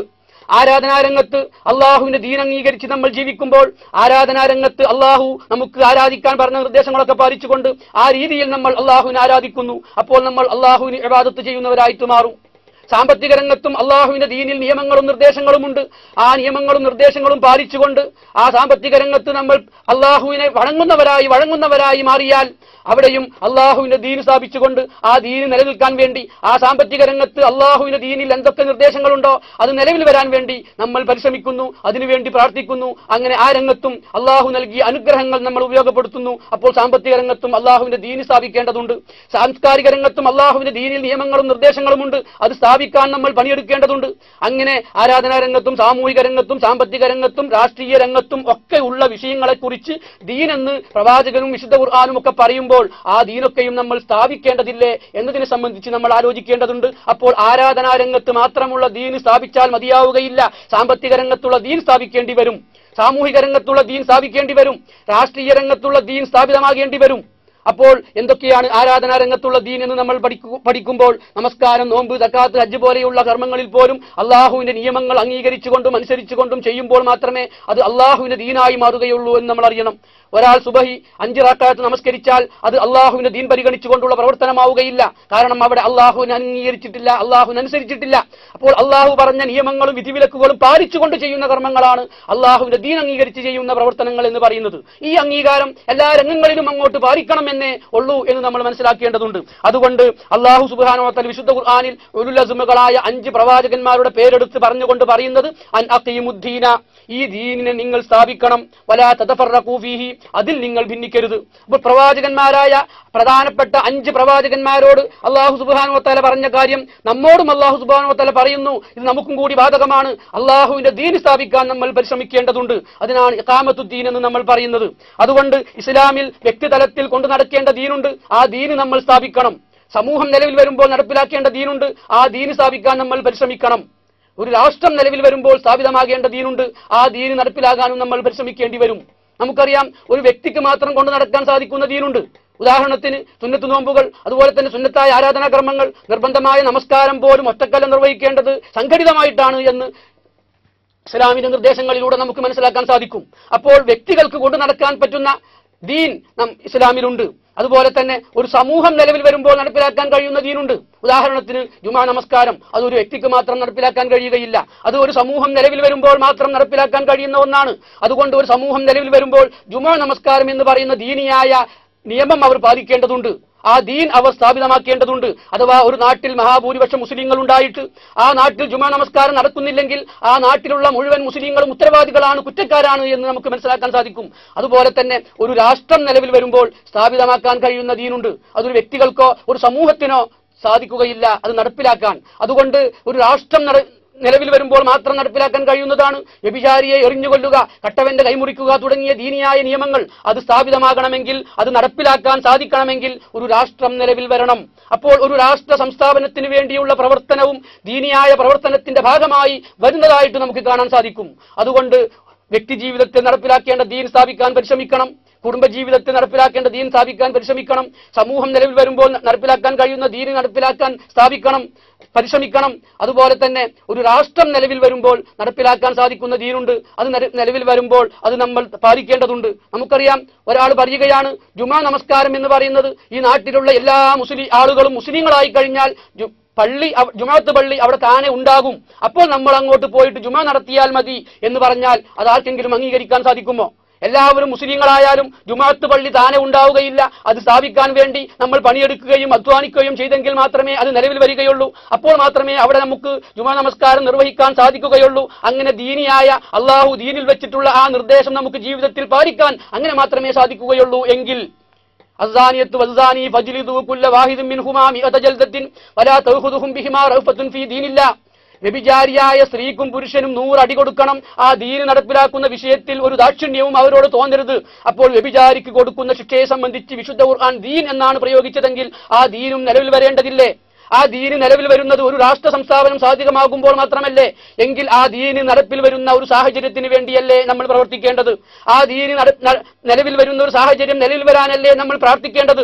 അള്ളാഹു നൽകിയ ആരോഗ്യവും ആയുസ്സും സമ്പത്തും മറ്റുള്ള അനുഗ്രഹങ്ങളുമൊക്കെ അള്ളാഹുവിന്റെ ഇഷ്ടം പരിഗണിച്ചുകൊണ്ടല്ലേ നമ്മൾ ചെലവഴിക്കേണ്ടത്? അപ്പോൾ ആരാധനാരംഗത്ത് മാത്രം അള്ളാഹുവിന്റെ ഇഷ്ടം പരിഗണിച്ചുകൊണ്ട് ജീവിച്ചാൽ പോരാ, സാമ്പത്തിക രംഗത്തും അള്ളാഹുവിന്റെ ഇഷ്ടം പരിഗണിച്ചുകൊണ്ട് ജീവിക്കണം, അള്ളാഹുവിന്റെ ദീൻ പരിഗണിച്ചുകൊണ്ട് ജീവിക്കണം. രാഷ്ട്രീയ രംഗത്തും അള്ളാഹുവിന്റെ ദീൻ പരിഗണിച്ചുകൊണ്ട്, അള്ളാഹുവിന്റെ ഇഷ്ടം പരിഗണിച്ചുകൊണ്ട്, അള്ളാഹുവിന്റെ പൊരുത്തം പരിഗണിച്ചുകൊണ്ട് നമ്മുടെ ജീവിതത്തെ നമ്മൾ ശുദ്ധീകരിക്കണം, സംസ്കരിക്കണം, ക്രമപ്പെടുത്തണം. അപ്പോൾ ദീൻ എന്ന് പറയുന്നത് ഒരു ജീവിത ക്രമത്തിന് പറയുന്ന പേരാണ്, ഒരു ജീവിത വ്യവസ്ഥയാണ്. മതം എന്ന് പറയുന്നത് അതിന്റെ പരിമിതമായ ആശയം മാത്രം ഉൾക്കൊള്ളുന്ന ഒരു പദമാണ്. ജീവിതത്തിൽ ഒരു മനുഷ്യന്റെ ജനനം മുതൽ മരണം വരെ അവന്റെ ജീവിതത്തിൽ ഉൾക്കൊള്ളേണ്ട മുഴുവൻ നിയമങ്ങളും നിർദ്ദേശങ്ങളും ഉൾച്ചേരുന്ന ഒന്നാണ് ദീൻ എന്ന് പറയുന്നത്. അങ്ങനെയുള്ള ദീൻ പൂർണ്ണമായി സ്ഥാപിതമാകുമ്പോൾ എന്താണ് സംഭവിക്കുക എന്ന് നമുക്ക് പരിശോധിക്കാൻ സാധിക്കും. കാരണം പ്രവാചകൻ സല്ലല്ലാഹു അലൈഹി വസല്ലം 23 വർഷക്കാലം മക്കയിലും മദീനയിലുമായി ഈ ദീനിന്റെ സംസ്ഥാപനത്തിന് വേണ്ടി പരിശ്രമിച്ചപ്പോൾ അവിടെ എന്താണ് സംഭവിച്ചത് എന്ന് നമുക്ക് നോക്കിയാൽ മാത്രം മതി. അതുകൊണ്ട് നമുക്കറിയാം, വിശുദ്ധ ഖുർആനിലൂടെ അല്ലാഹു സുബ്ഹാനഹു വ തആല ദീനായിട്ട് എന്തൊക്കെയാണോ പറഞ്ഞത്, അതല്ലെങ്കിൽ നമ്മുടെ ജീവിതത്തിൽ അല്ലാഹുവിന്റേതല്ലാത്ത മറ്റു പല ദീനുകളുമുണ്ട്. ആ ദീനുകൾ ഏതൊക്കെയാണ്, അല്ലാഹുവിന്റെ ദീനിന്റെ പ്രത്യേകത എന്തൊക്കെയാണ്, ഇതിനെ സംബന്ധിച്ചൊക്കെ നമ്മൾ മനസ്സിലാക്കേണ്ടതുണ്ട്. അതുകൊണ്ട് വിശുദ്ധ ഖുർആനിലൂടെ അല്ലാഹു സുബ്ഹാനഹു വ തആല ഒരു ഭാഗത്ത് പറയുന്നു, അഫഗൈറ ദീനില്ലാഹി യബ്ഗൂൻ, അല്ലാഹുവിന്റേതല്ലാത്ത മറ്റു വല്ല ദീനുമാണോ നിങ്ങൾ കാംക്ഷിക്കുന്നത്, ആഗ്രഹിക്കുന്നത്. വേറൊരു ഭാഗത്ത് പറയുന്നു, അഫഗൈറ ദീൻ വമൻ യബ്തഗി ഗൈറൽ ഇസ്ലാമി ദീനൻ ഫലൻ യുഖ്ബല മിൻഹു, ആരെങ്കിലും അല്ലാഹുവിന്റേതല്ലാത്ത ദീനാണ് ആഗ്രഹിക്കുന്നതെങ്കിൽ ഒരിക്കലും തന്നെ അവരിൽ നിന്ന് അത് സ്വീകരിക്കുകയില്ല. ഇന്ന ദീന ഇൻദല്ലാഹിൽ ഇസ്ലാം, അല്ലാഹുവിങ്കൽ സ്വീകാര്യയോഗ്യമായ ദീൻ എന്ന് പറയുന്നത് ഇസ്ലാം മാത്രമാണ്. അതുപോലെ തന്നെ വിശുദ്ധ ഖുർആനിൽ നമുക്ക് കാണാൻ സാധിക്കും, അഫതുഅ്മിനൂന ബിബഅദിൽ കിതാബി വതക്ഫുറൂന ബിബഅദ് ഫമാ ജസാഉ മൻ യഫ്അലു ദാലിക ഇല്ലാ ഖിസ്യുൻ ഫിൽ ഹയാത്തിദ് ദുനിയാ വയൗമൽ ഖിയാമത്തി യുറദ്ദൂന ഇലാ അശദ്ദിൽ അദാബ്. നിങ്ങൾ ഗ്രന്ഥത്തിൽ നിന്ന് കുറച്ച് സ്വീകരിക്കുകയും കുറച്ച് തള്ളിക്കളയുകയുമാണോ? അങ്ങനെയുള്ള നിലപാട് സ്വീകരിക്കുകയാണെങ്കിൽ അവർക്ക് ദുനിയാവിൽ തന്നെ അള്ളാഹുവിന്റെ നിന്ദ്യത ഏൽക്കേണ്ടി വരും എന്ന് മാത്രമല്ല, പരലോകത്ത് വേദനാജനകമായ ശിക്ഷയും അവർ നേരിടേണ്ടി വരും. അപ്പോൾ ഗ്രന്ഥത്തിൽ നിന്ന് കുറച്ച് സ്വീകരിക്കുക, കുറച്ച് തള്ളിക്കളയുക, അഥവാ വിശുദ്ധ ഖുർആനിൽ നമ്മുടെ ജീവിതത്തിലെ ആരാധന എന്ന് പറയുന്ന കോളത്തിലേക്ക് മാത്രം ബാധകമായ നിർദ്ദേശങ്ങളല്ല ഉള്ളത്. ജീവിതത്തിന്റെ മുഴുവൻ മേഖലകളിലേക്കും ആവശ്യമായ നിയമങ്ങളും നിർദ്ദേശങ്ങളുമുണ്ട്. പക്ഷേ നമ്മൾ നമ്മുടെ ആരാധനാ സംബന്ധമായ വിഷയങ്ങളിൽ മാത്രം ഖുർആൻ പരിഗണിക്കുകയും ബാക്കി വരുന്ന ജീവിതത്തിന്റെ വ്യത്യസ്ത മേഖലകളിൽ സ്വയം തീരുമാനമെടുത്തുകൊണ്ട് അള്ളാഹുവിന്റെ ദീനിനെ പരിഹസിച്ചുകൊണ്ട് അള്ളാഹുവിന്റെ റസൂലിനെ പരിഹസിച്ചുകൊണ്ട് അള്ളാഹുവിനോട് ധിക്കാര നയം സ്വീകരിച്ചുകൊണ്ട് ബാക്കി വരുന്ന ജീവിതത്തിലൊക്കെ നിലപാട് സ്വീകരിക്കുകയും എന്നിട്ട് അള്ളാഹുവിന്റെ മുന്നിൽ നിന്ന് കൈകെട്ടി നിന്ന് പ്രാർത്ഥിക്കുകയും ചെയ്യുന്ന വിരോധാഭാസം നമ്മൾ അവസാനിപ്പിക്കേണ്ടതുണ്ട്. അതുകൊണ്ട് ഗ്രന്ഥത്തിൽ നിന്ന് നമസ്കാര സംബന്ധമായ, അതല്ലെങ്കിൽ ആരാധനാ സംബന്ധമായ, അതല്ലെങ്കിൽ ജീവിതത്തിൽ പ്രയാസകരമല്ലാത്ത ഭാഗങ്ങൾ മാത്രം എടുക്കുകയും ബാക്കി വരുന്ന ഭാഗങ്ങളൊക്കെ തള്ളിക്കളയുകയും ചെയ്താൽ ഈ ദുനിയാവിൽ നിങ്ങൾക്ക് നിന്ദതയാണുള്ളത് എന്നാണ് വിശുദ്ധ ഖുർആൻ പറയുന്നത്. പരലോകത്ത് വേദനാജനകമായ ശിക്ഷയും നിങ്ങൾക്കുണ്ട് എന്ന് അല്ലാഹു സുബ്ഹാനഹു വ തആല വിശുദ്ധ ഖുർആനിലൂടെ നമ്മോട് പറയുന്നു. അതുപോലെ തന്നെ മറ്റൊരു ഭാഗത്ത് അല്ലാഹു സുബ്ഹാനഹു വ തആല പറയുന്നു, യാ അയ്യുഹല്ലദീന ആമനു ഉദ്ഖുലൂ ഫിസ്സിൽമി കാഫ, സത്യവിശ്വാസികളെ നിങ്ങൾ അള്ളാഹുവിന്റെ ദീനിൽ പൂർണ്ണമായിട്ട് പ്രവേശിക്കുക. അഥവാ നിങ്ങൾ ഈ ആരാധനാ രംഗത്ത് മാത്രം അള്ളാഹുവിന്റെ ദീൻ സ്വീകരിച്ച് സാമ്പത്തിക രംഗത്ത് വേറെ ദീനുകളുടെ പിന്നാലെ പോകരുത്. ആരാധനാ രംഗത്ത് അള്ളാഹുവിന്റെ ദീൻ സ്വീകരിച്ച് സാംസ്കാരിക രംഗത്ത് അള്ളാഹുവിന്റേതല്ലാത്ത ദീൻ സ്ഥാപിക്കാൻ വേണ്ടി ലക്ഷ്യം വെച്ചുകൊണ്ട് പ്രവർത്തിക്കുന്ന പ്രവർത്തനങ്ങളിൽ പങ്കാളിത്തം വഹിക്കരുത്.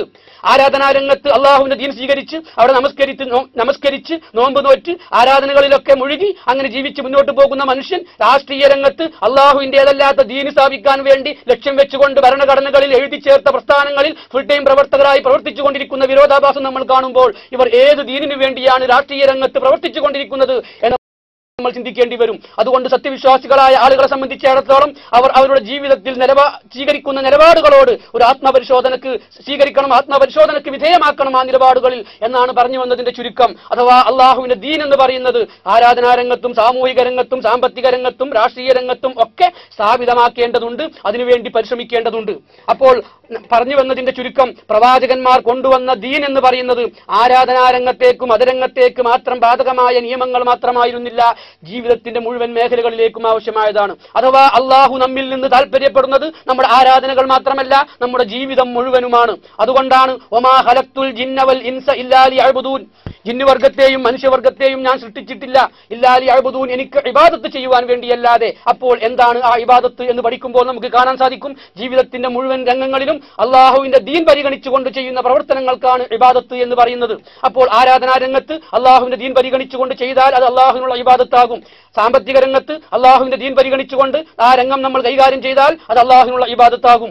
രാഷ്ട്രീയ രംഗത്ത് അള്ളാഹുവിന്റെ ദീൻ പരിഗണിച്ചുകൊണ്ട് രാഷ്ട്രീയ പ്രവർത്തനം നടത്തിയാൽ ആ പ്രവർത്തനം അള്ളാഹുവിനുള്ള ഇബാദത്താകും. അങ്ങനെ സാംസ്കാരിക രംഗത്തും സാമൂഹിക രംഗത്തും എല്ലാ രംഗങ്ങളിലും അള്ളാഹുവിന്റെ ദീൻ പരിഗണിച്ചുകൊണ്ട് വിശുദ്ധ ഖുർആനിലെ നിർദ്ദേശങ്ങൾ പരിഗണിച്ചുകൊണ്ട് ജീവിതത്തെ ശുദ്ധീകരിക്കുകയും സംസ്കരിക്കുകയും ചെയ്തുകൊണ്ട് അങ്ങനെ പ്രവർത്തനങ്ങളൊക്കെയും അള്ളാഹുവിന് ഇഷ്ടപ്പെട്ടതാക്കി മാറ്റിക്കൊണ്ട് അങ്ങനെ അള്ളാഹുവിനുള്ള ഇബാദത്താക്കി മാറ്റിക്കൊണ്ട് ജീവിതം മുഴുവനും അള്ളാഹുവിന് സമർപ്പിക്കണം. അതാണ് നമസ്കാരത്തിൽ പറയുന്നത്, ഇന്ന സ്വലാത്തി വനുസുക്കി വമഹ്യായ വമമാതി ലില്ലാഹി റബ്ബിൽ ആലമീൻ. എന്റെ നമസ്കാരവും എന്റെ ആരാധനാകർമ്മങ്ങളും എന്റെ ജീവിതവും എന്റെ മരണവും മുഴുവനും അള്ളാഹുവിനാകുന്നു. അപ്പോൾ അള്ളാഹുവിന് കൊടുത്ത ഈ ജീവിതം എന്ന് പറയുന്നതിൽ ആരാധനാരംഗം മാത്രം അള്ളാഹുവിന് കൊടുത്തിട്ട് ബാക്കി ജീവിതം സ്വന്തം ഇഷ്ടപ്രകാരം ജീവിക്കാൻ നമുക്ക് സാധ്യമല്ല എന്ന് വിശുദ്ധ ഖുർആനിലൂടെ നമുക്ക് കാണാൻ സാധിക്കും. അതുകൊണ്ട് ഈ ഒരു നിലപാടിൽ നിന്ന് അഥവാ സ്വകാര്യ ജീവിതത്തിൽ മാത്രം അള്ളാഹുവിനെ അംഗീകരിച്ചുകൊണ്ട് ബാക്കി രംഗങ്ങളിൽ നിന്ന് ദീൻ പരിഗണിക്കാതെ ജീവിക്കുന്ന നിലപാടിൽ നിന്ന് നമ്മൾ രക്ഷപ്പെടേണ്ടതുണ്ട് എന്നാണ് പറഞ്ഞു വന്നതിന്റെ ചുരുക്കം. അതുപോലെ തന്നെ ഈ എല്ലാ രംഗങ്ങളിലും നമ്മുടെ ലാ ഇലാഹ ഇല്ലല്ലാഹ് എന്ന് പറയുന്ന ആദർശവാക്യത്തിന്റെ അടിത്തറയും നമുക്ക് കാണാൻ സാധിക്കും. ആരാധനാ രംഗത്ത്, മതപരമായ രംഗത്ത് ആദർശത്തിന്റെ അടിത്തറ എന്താണെന്ന് ചോദിച്ചാൽ ആരാധനക്കർഹൻ എന്ന ചോദ്യത്തിന്റെ ഉത്തരം എന്താണെന്ന് പരിശോധിച്ചാൽ മതി. ആരാധനക്കർഹൻ എന്ന ചോദ്യത്തിന് വ്യത്യസ്തമായ ഉത്തരങ്ങൾ നമുക്ക് കാണാൻ സാധിക്കും. ആരാധനക്കർഹൻ ബിംബങ്ങളാണ്, അതല്ലെങ്കിൽ മഹാന്മാരാണ്, മറ്റേതെങ്കിലും ശക്തികളാണ് എന്ന് വകവെച്ചു കൊടുത്തുകൊണ്ട് ആ രീതിയിൽ നമ്മൾ ആരാധനകളോട് സമീപനം സ്വീകരിച്ചാൽ അതാണ് ശിർക്ക് എന്ന് പറയുന്നത്. ആരാധനക്കർഹൻ അള്ളാഹുവാണ് എന്ന് പരിഗണിച്ചുകൊണ്ട് അതിനനുസരിച്ച് നമ്മുടെ ആരാധനാ രംഗത്തുള്ള പ്രവർത്തനങ്ങൾ ക്രമീകരിച്ചാൽ അത് അള്ളാഹുവിനുള്ള ഇബാദത്തായി മാറും. അതുപോലെ തന്നെ സാമ്പത്തിക രംഗത്തും തൗഹീദിൽ നിന്നുകൊണ്ടുള്ള ഒരു ചോദ്യം നമുക്ക് കാണാൻ കഴിയും. എന്താണ് സമ്പത്തിന്റെ ഉടമസ്ഥൻ ആര്? സമ്പത്തിന്റെ ഉടമസ്ഥൻ ആര് എന്ന ചോദ്യത്തിന് വ്യത്യസ്തമായ ഉത്തരങ്ങൾ സമൂഹത്തിൽ നമുക്ക് കാണാൻ കഴിയും. സമ്പത്തിന്റെ ഉടമസ്ഥൻ വ്യക്തിയാണ് എന്ന് പറയുന്ന മുതലാളിത്ത കാഴ്ചപ്പാട് നമുക്ക് കാണാൻ സാധിക്കും. ആ മുതലാളിത്ത കാഴ്ചപ്പാട് സ്വീകരിച്ചുകൊണ്ട് സാമ്പത്തിക രംഗത്ത് അങ്ങനെ ഒരു സമീപനം നമ്മൾ സ്വീകരിച്ചാൽ അതാണ് സാമ്പത്തിക രംഗത്ത് നമ്മൾ ശിർക്കൻ നയം സ്വീകരിക്കുക എന്ന് പറയുന്നത്. കാരണം സമ്പത്തിന്റെ ഉടമസ്ഥൻ അള്ളാഹുവാണ് എന്ന് പരിഗണിച്ചുകൊണ്ട് അതിനനുസരിച്ച് നമ്മൾ കർമ്മം ചെയ്താൽ ആ കർമ്മമാണ് അള്ളാഹുവിനുള്ള ഇബാദത്ത്, അതല്ലെങ്കിൽ ശിർക്കായി മാറും. അതുപോലെ തന്നെ രാഷ്ട്രീയ രംഗത്തും ഒരു ചോദ്യമുണ്ട്. രാഷ്ട്രീയം എന്ന് പറഞ്ഞാൽ നമ്മളൊക്കെ മനസ്സിലാക്കുന്നത് പോലെ പാലമുണ്ടാക്കുകയും തോടുണ്ടാക്കുകയും റോഡ് വെട്ടുകയും ചെയ്യുന്ന പ്രവർത്തനങ്ങൾക്ക് മാത്രം പറയുന്ന പേരല്ല. രാഷ്ട്രീയം എന്ന് പറഞ്ഞാൽ രാജ്യഭരണമാണ്. രാജ്യഭരണം എന്ന് പറഞ്ഞാൽ നിയമനിർമ്മാണമാണ്. നിയമനിർമ്മാണത്തിന്റെ പരമാധികാരം ആര്? നിയമനിർമ്മാണത്തിന്റെ പരമാധികാരം ആർക്ക് എന്നതാണ് ചോദ്യം. ഈ ചോദ്യത്തോട് നമ്മൾ എന്ത് നിലപാട് സ്വീകരിക്കുന്നു? നിയമനിർമ്മാണത്തിലുള്ള പരമാധികാരം വ്യക്തികൾക്കാണ് എന്ന് പറയുന്ന ഏകാധിപത്യ കാഴ്ചപ്പാടുണ്ട്. ആ കാഴ്ചപ്പാട് നമ്മൾ അംഗീകരിച്ചാൽ നമ്മൾ ശിർക്ക് ചെയ്യുന്നവരായി മാറും. അള്ളാഹുവിനാണ് എന്ന് അംഗീകരിച്ചാൽ നമ്മൾ മുസ്ലിങ്ങളായി മാറും. അത് അംഗീകരിച്ചുകൊണ്ട് നമ്മൾ ചെയ്യുന്ന പ്രവർത്തനങ്ങൾ ഇബാദത്തായി മാറും. നിയമനിർമ്മാണത്തിനുള്ള പരമാധികാരം ജനങ്ങൾക്കാണ് എന്ന് പറയുന്ന വ്യവസ്ഥ നിലനിൽക്കുന്നുണ്ട്. ആ വ്യവസ്ഥക്ക് അംഗീകാരം നൽകിക്കൊണ്ട് അതിനോട് താതാത്മ്യപ്പെട്ടുകൊണ്ട് അത് തന്നെയാണ് വരേണ്ടത് എന്ന് വിചാരിച്ചുകൊണ്ട് അങ്ങനെയുള്ള ഒരു നിലപാട് സ്വീകരിക്കുകയാണെങ്കിൽ, അഥവാ നിയമനിർമ്മാണത്തിനുള്ള പരമാധികാരം അള്ളാഹുവിനാണ് എന്ന നിയമം അംഗീകരിക്കാതെ ജനങ്ങൾക്കാണ് എന്ന തത്വം അംഗീകരിച്ചുകൊണ്ട് അതിനനുസരിച്ച് നമ്മൾ കർമ്മം ചെയ്താൽ ആ കർമ്മമാണ് ഇബാദത്ത്, അതിലൂടെ ശിർക്കായി മാറും. നിയമനിർമ്മാണത്തിനുള്ള പരമാധികാരം അള്ളാഹുവിനാണ് അംഗീകരിച്ചുകൊണ്ട് അതിനനുസരിച്ച് നമ്മൾ കർമ്മം ചെയ്താൽ അത് അള്ളാഹുവിനുള്ള ഇബാദത്തായി മാറും. അതുകൊണ്ട് ആരാധനാ രംഗത്തും സാമ്പത്തിക രംഗത്തും രാഷ്ട്രീയ രംഗത്തും ഒക്കെയും അള്ളാഹുവിനുള്ള ഇബാദത്തുകളാക്കി നമ്മൾ മാറ്റണം. അതല്ലെങ്കിൽ ലാ ഇലാഹ ഇല്ലല്ലാഹ് എന്ന ആദർശത്തിന്റെ അടിത്തറയിൽ നിന്ന് രൂപപ്പെടുന്ന പ്രവർത്തനങ്ങളാക്കി ഈ രംഗങ്ങളിലുള്ള മുഴുവൻ പ്രവർത്തനങ്ങളെയും നമ്മൾ മാറ്റണം എന്നാണ് തൗഹീദിന്റെ താല്പര്യം, എന്നാണ് ദീനുൽ ഇസ്ലാമിന്റെ താല്പര്യം, വിശുദ്ധ ഖുർആന്റെ താല്പര്യം, പ്രവാചകൻ സല്ലല്ലാഹു അലൈഹി വസല്ലം നമ്മോട് താല്പര്യപ്പെടുന്നതാണ് എന്ന് നമ്മൾ മനസ്സിലാക്കേണ്ടതുണ്ട്. അതുകൊണ്ട് നമ്മൾ ഈ രംഗങ്ങളിലൊക്കെയും വരുന്ന മാറ്റങ്ങളെ കുറിച്ച് ചിന്തിച്ചാൽ നമുക്ക് കാണാൻ സാധിക്കും. ആരാധനാ രംഗത്ത് നമ്മൾ ആളുകളെ തൗഹീദിലേക്ക് ക്ഷണിക്കുന്നു. അങ്ങനെ ആരാധനാ രംഗത്ത് ആളുകൾ ദീനിലേക്ക് വരുന്നു എങ്കിൽ ആരാധനാ രംഗത്ത് മുഴുവൻ മനുഷ്യരും വന്നാൽ ആ സമൂഹത്തിൽ വരുന്ന മാറ്റം എന്തായിരിക്കും?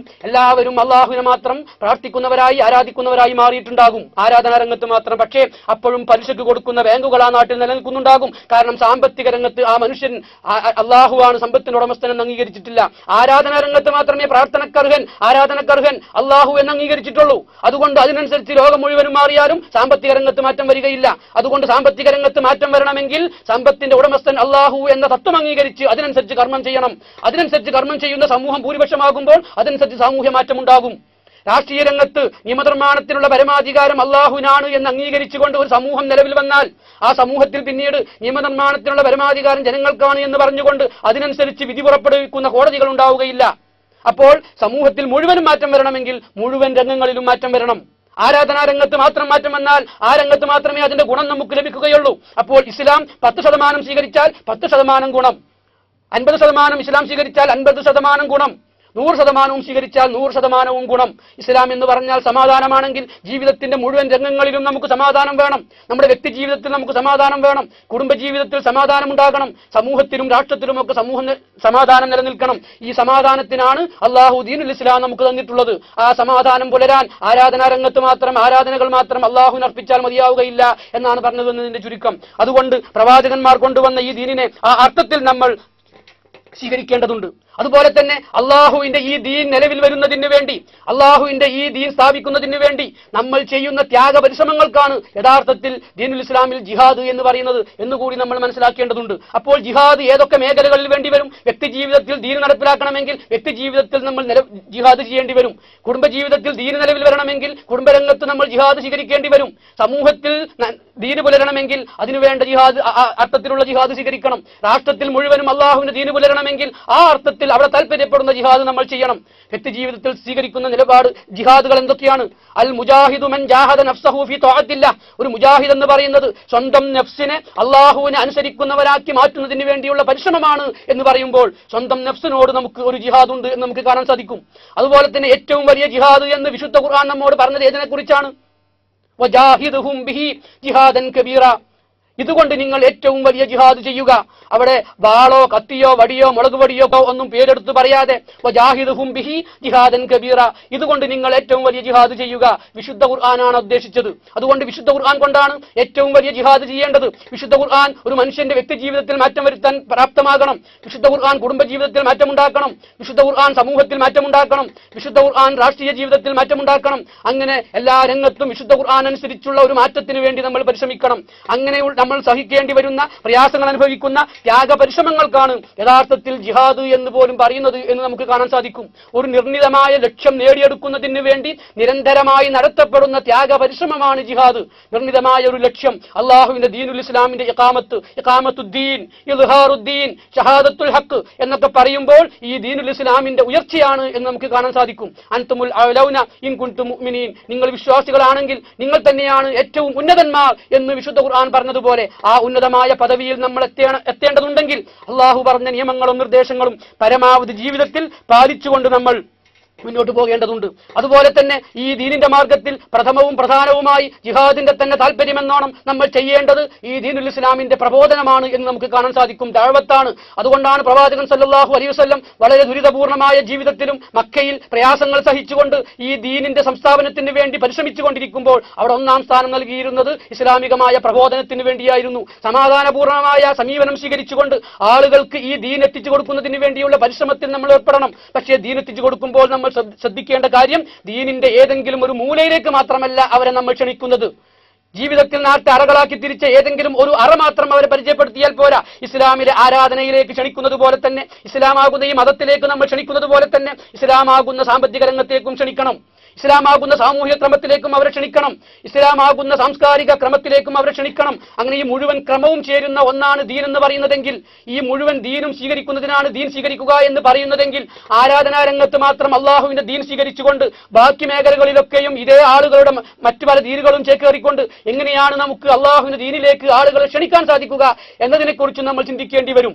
അതുകൊണ്ട് പ്രവാചകൻ സല്ലല്ലാഹു അലൈഹി വസല്ലമയുടെയും സഹാബിമാരുടെയും ജീവിതത്തിൽ നമുക്ക് വൈരുദ്ധ്യം കാണാൻ സാധിക്കുകയില്ല. മതപരമായ രംഗത്ത് ദീനനുസരിച്ച് നിർദ്ദേശങ്ങൾ നൽകുന്ന നല്ല ദീനിയായ മതപണ്ഡിതന്മാർ നമുക്ക് നേതൃത്വം നൽകുന്നു.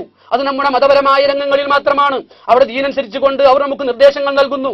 പക്ഷേ ജീവിതത്തിന്റെ മറ്റു പല അറകളിലും മറ്റു പല മൂലകളിലും മറ്റു പല കയറ്റ ഇറക്കങ്ങളിലും അവർ ഈ ദീനുമായി ബന്ധപ്പെട്ടുകൊണ്ട് നമുക്കൊരു നിർദ്ദേശവും നൽകുന്നില്ല. കാരണം അതൊക്കെ ഈ മതപരം എന്ന് പറയുന്ന പരിധിക്ക് പുറത്താണ്. അതുകൊണ്ട് അവിടെയൊക്കെയും മറ്റു പല നേതാക്കന്മാരുടെയും പിന്നാലെ നടന്നുകൊണ്ട് മറ്റു പല ദീനുകളും സ്ഥാപിക്കാൻ വേണ്ടി നമ്മൾ പരിശ്രമിക്കുന്ന ഒരു സാഹചര്യം നിലനിൽക്കുന്നു.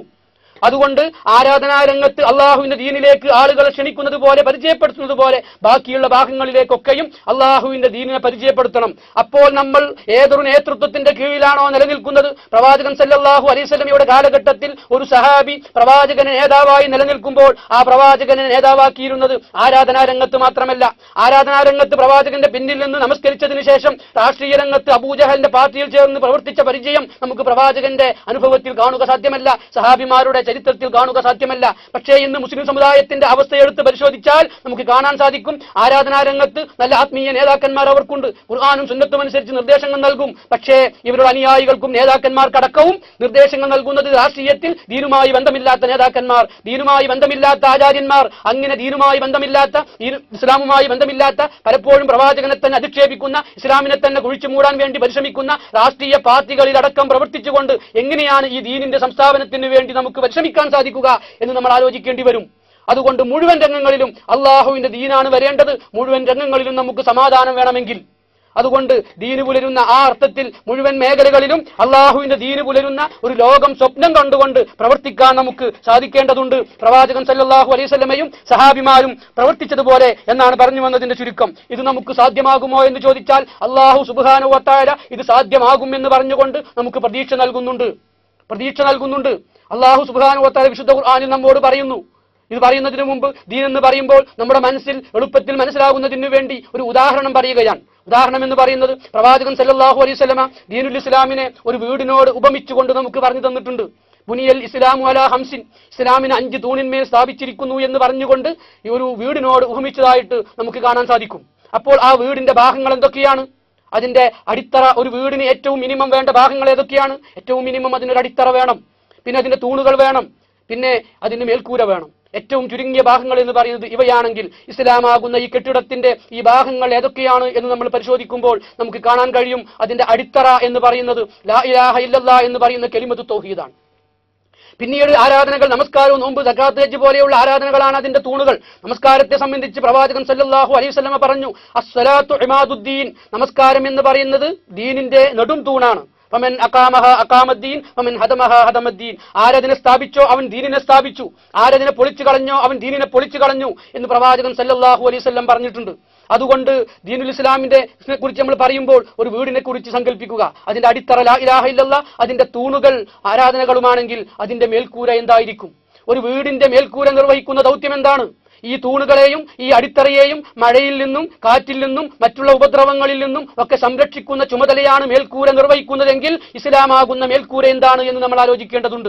ഇസ്ലാമാകുന്ന മേൽക്കൂരയില്ലെങ്കിൽ ഈ അടിത്തറയും ഈ തൂണുകളും സംരക്ഷിക്കപ്പെടുകയില്ല, തുരുമ്പ് പിടിച്ചുകൊണ്ട് നഷ്ടപ്പെട്ടു പോകും. അതിന്റെ കാഴ്ചകളാണ് പലപ്പോഴും നമ്മൾ കണ്ടുകൊണ്ടിരിക്കുന്നത്. അതുകൊണ്ട് ഇസ്ലാമാകുന്ന അടിത്തറയിൽ, ഇസ്ലാമാകുന്ന തൂണിന്റെ മുകളിൽ നിലനിൽക്കേണ്ട മേൽക്കൂര എന്ന് പറയുന്നത് ഇസ്ലാമിന്റെ തന്നെ മേൽക്കൂരയാകണം. പക്ഷേ ഇന്ന് നമ്മൾ പ്രവർത്തിച്ചുകൊണ്ടിരിക്കുന്നത് അതല്ലെങ്കിൽ ഇസ്ലാമിന്റെ ചിത്രം നമ്മുടെ മനസ്സിൽ വരുമ്പോൾ അടിത്തറയും തൂണുകളും മാത്രമേ ഉള്ളൂ. പക്ഷേ മേൽക്കൂരയെ സംബന്ധിച്ച് നമുക്ക് യാതൊരു ബോധവുമില്ല. ഇസ്ലാമിന്റെ മേൽക്കൂര എന്ന് പറയുമ്പോൾ സങ്കല്പം പോലുമില്ല. കാരണം അടിത്തറ ഇസ്ലാമിനെ അംഗീകരിക്കുന്നതോടൊപ്പം തൂണുകൾ ഇസ്ലാമിന്റേത് അംഗീകരിക്കുന്നതോടൊപ്പം മേൽക്കൂരയ്ക്ക് വേണ്ടി മറ്റു പല പാർട്ടികളിലും ചേർന്നുകൊണ്ട് അവരുടെ മേൽക്കൂര സ്ഥാപിക്കാൻ വേണ്ടി പണിയെടുക്കുമ്പോൾ ഇസ്ലാമിന്റെ മേൽക്കൂരയെ കുറിച്ച് സങ്കല്പമില്ല.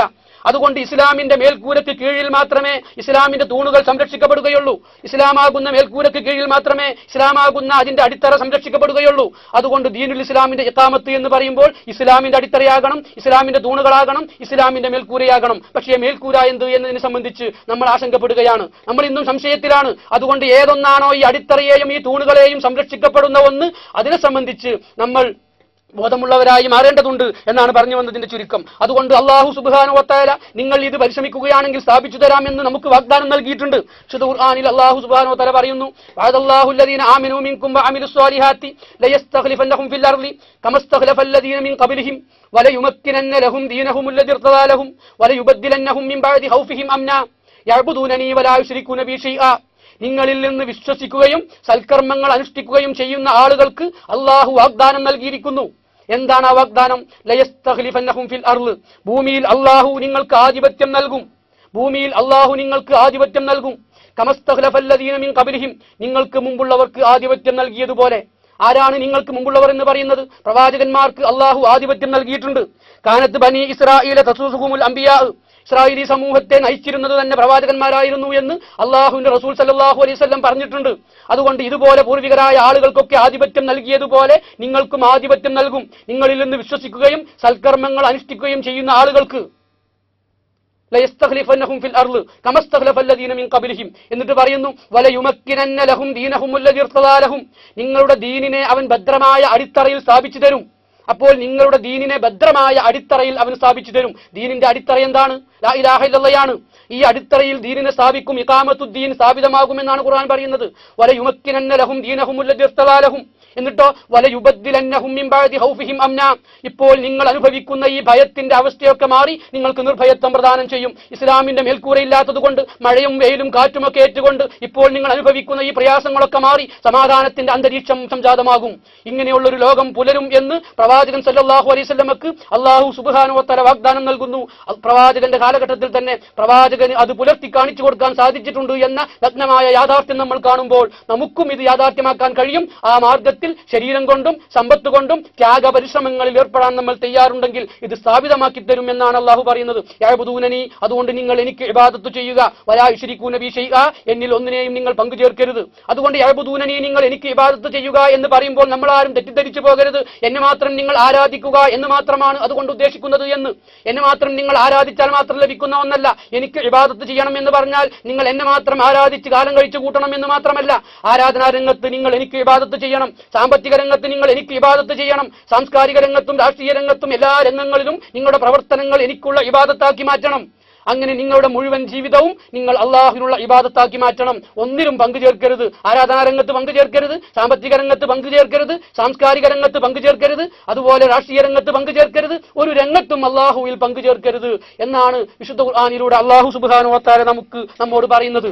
അതുകൊണ്ട് ഇത് നമ്മൾ പണിയെടുത്താൽ, ഈ മാർഗത്തിൽ ത്യാഗപരിശ്രമങ്ങളിൽ ഏർപ്പെടാൻ തയ്യാറുണ്ടെങ്കിൽ സാധ്യമാകുന്ന ഒന്ന് തന്നെയാണ് എന്ന് നമുക്ക് കാണാൻ സാധിക്കും. അതുപോലെ തന്നെ നമുക്കറിയാം, പ്രവാചകൻ സല്ലല്ലാഹു അലൈഹി വസല്ലം പ്രവാചകന്റെ മക്കയിലെ ആദ്യ നാളുകളിൽ തന്നെ ഇത് സംബന്ധമായി പ്രതീക്ഷ പുലർത്തിക്കൊണ്ടാണ് മുന്നോട്ട് പോയത്.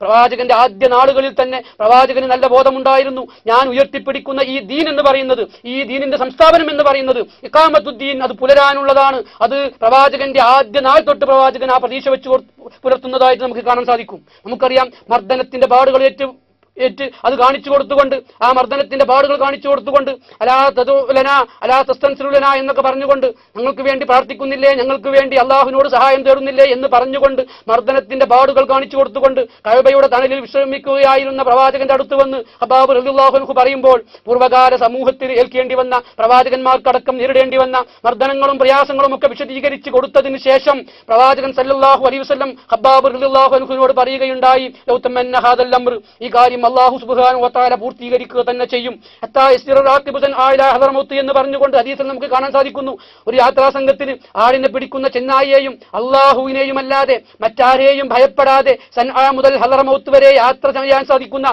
ഒരു സാമൂഹിക സ്ഥിതിവിശേഷം സംജാതമാവുക തന്നെ ചെയ്യും. വലാകിന്നകും തസ്തഅജിലൂൻ, പക്ഷേ നിങ്ങൾ ധൃതി കൂട്ടുകയാണ് എന്ന് ഹബ്ബാബ് റളിയല്ലാഹു അൻഹുവിനോട് പ്രവാചകൻ പറയുന്നു. പ്രവാചകന് വേണമെങ്കിൽ പറയാമായിരുന്നു, ഈ ദീൻ എന്ന് പറയുന്നത് ആരാധനാ രംഗത്ത് മാത്രം പുലരുന്ന, ആരാധനാ രംഗത്ത് മാത്രം ഒരു വലിയ വിപ്ലവത്തിന് സാധ്യതയുള്ള ഒരു ദീന് മാത്രമായിരുന്നെങ്കിൽ പ്രവാചകൻ സല്ലല്ലാഹു അലൈഹി വസല്ലം പറയേണ്ടിയിരുന്നത്, കഅബാലയത്തിലുള്ള 360ഓളം ബിംബങ്ങളൊക്കെ പോയി അള്ളാഹുവിനെ മാത്രം വിളിച്ചു പ്രാർത്ഥിക്കുന്ന ഒരു ലോകം ഇവിടെ പുലരുക തന്നെ ചെയ്യും, പക്ഷേ നിങ്ങൾ ധൃതി കൂട്ടുകയാണ് എന്നാണ് പറയേണ്ടിയിരുന്നത്. പക്ഷേ അതതിന്റെ ഒരു ഭാഗമാണ്. പക്ഷേ അത് മാത്രമായിരുന്നില്ല ലക്ഷ്യം. ലോകത്ത് വരുന്ന ഒരു സമൂല പരിവർത്തനത്തെക്കുറിച്ചാണ് പ്രവാചകൻ സ്വപ്നം കാണുന്നത്. അള്ളാഹുവിന്റെ നിയമനിർദ്ദേശങ്ങൾക്കനുസരിച്ച് നിയമങ്ങൾ നടക്കുന്ന ഒരു ലോകം പുലർന്നു കാണുന്നതിനെ കുറിച്ചാണ് പ്രവാചകൻ സല്ലല്ലാഹു അലൈഹി വസല്ലം സ്വപ്നം കാണുന്നത്. പ്രവാചകന് ആ സ്വപ്നം പൂർത്തീകരിക്കാൻ സാധിച്ചിട്ടുണ്ട്. അതുപോലെ തന്നെ നമുക്ക് കാണാൻ സാധിക്കും, പ്രവാചകന്റെ ആദ്യ നാളുകളിൽ വളരെ കുറച്ച് അംഗസംഖ്യയുള്ള സാഹചര്യത്തിൽ പ്രവാചകൻ ഹജ്ജിന് വരുന്ന ആളുകളുടെ അടുത്ത് പ്രബോധനം നിർവഹിക്കുമ്പോൾ, മിനയുടെ ഭാഗത്ത് അവിടെ ടെന്റ് കെട്ടി ഇസ്ലാമിക പ്രബോധനം നിർവഹിക്കുമ്പോൾ, അന്ന് ഇസ്ലാം സ്വീകരിച്ചിട്ടില്ലാത്ത പ്രവാചകന്റെ അളാപ്പയായ അബ്ബാസ്, അന്ന് അദ്ദേഹത്തിന് അവിടെ കടയുണ്ടായിരുന്നു. ആ കടയിൽ സാധനം വാങ്ങാൻ വന്ന ഒരാൾ ചോദിക്കുന്നു, പ്രവാചകനും അലി റളിയല്ലാഹു അൻഹുവും ഒക്കെ നമസ്കരിക്കുന്നത് കണ്ട് എന്താണ് ഇദ്ദേഹം ചെയ്യുന്നത് എന്ന് പുതുമയോടുകൂടി അബ്ബാസിനോട് ചോദിക്കുമ്പോൾ അദ്ദേഹം പറയുന്നു, ഇദ്ദേഹം എന്റെ ജ്യേഷ്ഠന്റെ മോനാണ്, അദ്ദേഹം പ്രവാചകനാണെന്ന് വാദിക്കുന്നുണ്ട് എന്ന് പറഞ്ഞ് അവസാനിപ്പിക്കാതെ അദ്ദേഹം പറഞ്ഞു പ്രവാചകനെ കുറിച്ച്. പ്രവാചകൻ പറയുന്നുണ്ട്, അദ്ദേഹം പറയുന്നുണ്ട് കിസ്റയും കൈസറും ഒക്കെ അദ്ദേഹം വിജയിപ്പിച്ചെടുക്കുമെന്നും അദ്ദേഹം പറയുന്നുണ്ട്.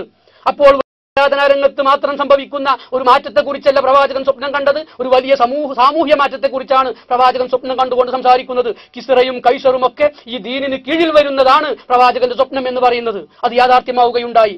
പ്രവാചകനെ പിടിക്കാൻ വരുന്ന സുറാക്ക എന്ന് പറയുന്ന ചെറുപ്പക്കാരനോട് പ്രവാചകൻ പറഞ്ഞു, കിസ്റയുടെ വളകൾ താങ്കളുടെ കൈകളിൽ അണിയും സുറാക്ക എന്ന് പറഞ്ഞു. ഉമർ റളിയല്ലാഹു അൻഹുവിന്റെ കാലഘട്ടത്തിൽ അത് പുലർന്നു. അങ്ങനെ പ്രവാചകൻ പ്രതീക്ഷയോടുകൂടി ഈ ദീനുൽ ഇസ്ലാമിന്റെ ഇഖാമത്തിന് വേണ്ടി പരിശ്രമിച്ച് മുന്നോട്ട് പോയി അത് സ്ഥാപിക്കാൻ സാധിച്ചിട്ടുണ്ടെങ്കിൽ, നമുക്കറിയാം ഹിജ്റ പോകുന്ന സന്ദർഭത്തിൽ പോലും അല്ലാഹു സുബ്ഹാനഹു വ തആല പ്രവാചകനോട് പറയുന്നത്, വഖുൽ റബ്ബി അദ്ഖിൽനി മുദ്ഖല സിദ്ഖിൻ വഅഖ്രിജ്നി മുഖ്റജ സിദ്ഖിൻ വജ്അൽ ലീ മിൻ ലദുൻക സുൽത്താനൻ നസീറ. പ്രവാചകനോട് അല്ലാഹു പ്രാർത്ഥിക്കാൻ വേണ്ടി പറയുകയാണ്, പ്രഖ്യാപിക്കാൻ വേണ്ടി പറയുകയാണ്, എന്നെ എവിടെ നിന്ന് പുറപ്പെടുവിപ്പിച്ചാലും സത്യത്തോടൊപ്പം പുറപ്പെടുവിപ്പിക്കണമേ, എവിടെ പ്രവേശിപ്പിച്ചാലും സത്യത്തോടൊപ്പം പ്രവേശിപ്പിക്കണമേ എന്ന് മാത്രമല്ല, നിന്റെ ഭാഗത്ത് നിന്നുള്ള ഒരു അധികാര ശക്തി എനിക്ക് നീ നൽകണമേ, നിന്റെ ഭാഗത്ത് നിന്നുള്ള ഒരു അധികാര ശക്തി എനിക്ക് നീ നൽകണമേ എന്ന് പ്രവാചകൻ സല്ലല്ലാഹു അലൈഹി വസല്ലം സ്വന്തം ഇഷ്ടപ്രകാരമല്ല അള്ളാഹു പറഞ്ഞതിന്റെ അടിസ്ഥാനത്തിൽ പ്രാർത്ഥിക്കുമ്പോൾ ഇതും ഈ ദീനിന്റെ ഭാഗമായതുകൊണ്ടാണ്. അത് ദീനിന് പുറത്തുള്ള ഒന്നാണെങ്കിൽ അത് അള്ളാഹു സുബ്ഹാനഹു വ തആല പറയുമായിരുന്നില്ല എന്ന് നമ്മൾ മനസ്സിലാക്കണം. അതുകൊണ്ട് ദീനിന് ഇങ്ങനെയും ചില വശങ്ങളുണ്ട്. ആ വശങ്ങൾ കൂടി സ്ഥാപിതമാകാൻ നമ്മൾ പരിശ്രമിക്കേണ്ടതുണ്ട് എന്ന് നമ്മൾ ദീനുൽ ഇസ്ലാമിന്റെ ഇഖാമത്തുമായി ബന്ധപ്പെട്ടുകൊണ്ട് ഇഖാമത്തുദ്ദീനിനെ കുറിച്ച് പഠിക്കുമ്പോൾ നമ്മൾ മനസ്സിലാക്കേണ്ടി വരും എന്നാണ് പറഞ്ഞു വരുന്നതിന്റെ ചുരുക്കം. അതുകൊണ്ട് നമുക്കറിയാം, അതുപോലെ തന്നെ പ്രവാചകൻ സല്ലല്ലാഹു അലൈഹി വസല്ലമ കഅബയുടെ താക്കോൽ സൂക്ഷിക്കുന്ന ആളോട് പറയുകയുണ്ടായി. കഅബയുടെ താക്കോൽ സൂക്ഷിച്ചിരുന്ന വ്യക്തിയോട് പ്രവാചകൻ സല്ലല്ലാഹു അലൈഹി വസല്ലം ആ താക്കോൽ താല്പര്യപ്പെട്ടുകൊണ്ട് ചോദിക്കുമ്പോൾ അദ്ദേഹം ആ താക്കോൽ നൽകാതിരുന്ന ഒരു ഘട്ടത്തിൽ അദ്ദേഹം പറഞ്ഞു, ഈ താക്കോൽ ഉസ്മാൻ ഇബ്നു തൽഹ എന്ന് പറയുന്ന വ്യക്തി, ആ വ്യക്തിയോടാണ് പ്രവാചകൻ സല്ലല്ലാഹു അലൈഹി വസല്ലം താക്കോൽ ചോദിക്കുമ്പോൾ അദ്ദേഹം നൽകാതിരുന്ന പശ്ചാത്തലത്തിൽ അദ്ദേഹം പറഞ്ഞു, ഒരു കാലഘട്ടത്തിൽ ഈ താക്കോൽ എന്റെ കയ്യിൽ വരും എന്ന് പറഞ്ഞു. മക്കം ഫതഹിന്റെ അന്ന് ഈ ഉസ്മാൻ ഇബ്നു തൽഹയെ പ്രവാചകൻ സല്ലല്ലാഹു അലൈഹി വസല്ലം വിളിപ്പിച്ചു. കൊച്ചുകുട്ടിയെപ്പോലെ ആ തോക്കോൽ പ്രവാചകൻ സല്ലല്ലാഹു അലൈഹി വസല്ലമയുടെ കൈകളിലേക്ക് വന്നു ചേരുന്ന ചരിത്രം യാഥാർത്ഥ്യമാണെങ്കിൽ ഈ ദീനിനെ കുറിച്ചുള്ള പ്രതീക്ഷ പ്രവാചകൻ സല്ലല്ലാഹു അലൈഹി വസല്ലമക്ക് എത്രത്തോളം ഉണ്ടായിരുന്നു എന്ന് നമ്മൾ ആലോചിക്കേണ്ടതുണ്ട്. അതുപോലെ തന്നെ നമുക്ക് കാണാൻ സാധിക്കും, പ്രവാചകൻ സല്ലല്ലാഹു അലൈഹി വസല്ലമയുടെ ഓരോ പ്രവചനങ്ങളും പുലർന്നു കണ്ടതായിട്ട് നമുക്ക് കാണാൻ സാധിക്കും. അതുകൊണ്ട് ഈ രീതിയിലുള്ള പ്രതീക്ഷകൾ വെച്ച് പുലർത്താൻ നമുക്ക് സാധിക്കേണ്ടതുണ്ട്. ഹദീബ് ഇബ്നു ഹാത്തിം റളിയല്ലാഹു അൻഹുവിനോട് പ്രവാചകൻ സല്ലല്ലാഹു അലൈഹി വസല്ലം പറഞ്ഞു, സീറ എന്ന് പറയുന്ന ഒരു പ്രദേശമുണ്ട്.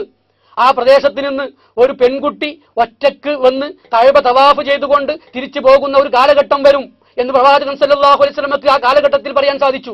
ഈ ഹദീബ് ഇബ്നു ഹാത്തിം റളിയല്ലാഹു അൻഹു പറയുന്നു, അവിടെ നിന്ന് ഒരു പെൺകുട്ടി ഒറ്റക്ക് വന്ന് കഅബയുടെ അടുത്ത് വന്ന് തവാഫ് ചെയ്ത് തിരിച്ചു പോകുന്നത് ഞാൻ എന്റെ കണ്ണുകൊണ്ട് കണ്ടതാണ് എന്ന് ഹദീബ് ഇബ്നു ഹാത്തിം റളിയല്ലാഹു അൻഹു പറയുമ്പോൾ പ്രവാചകന്റെ ആ പ്രഖ്യാപനം പുലരുന്നതാണ് നമുക്ക് കാണാൻ സാധിക്കുന്നത്.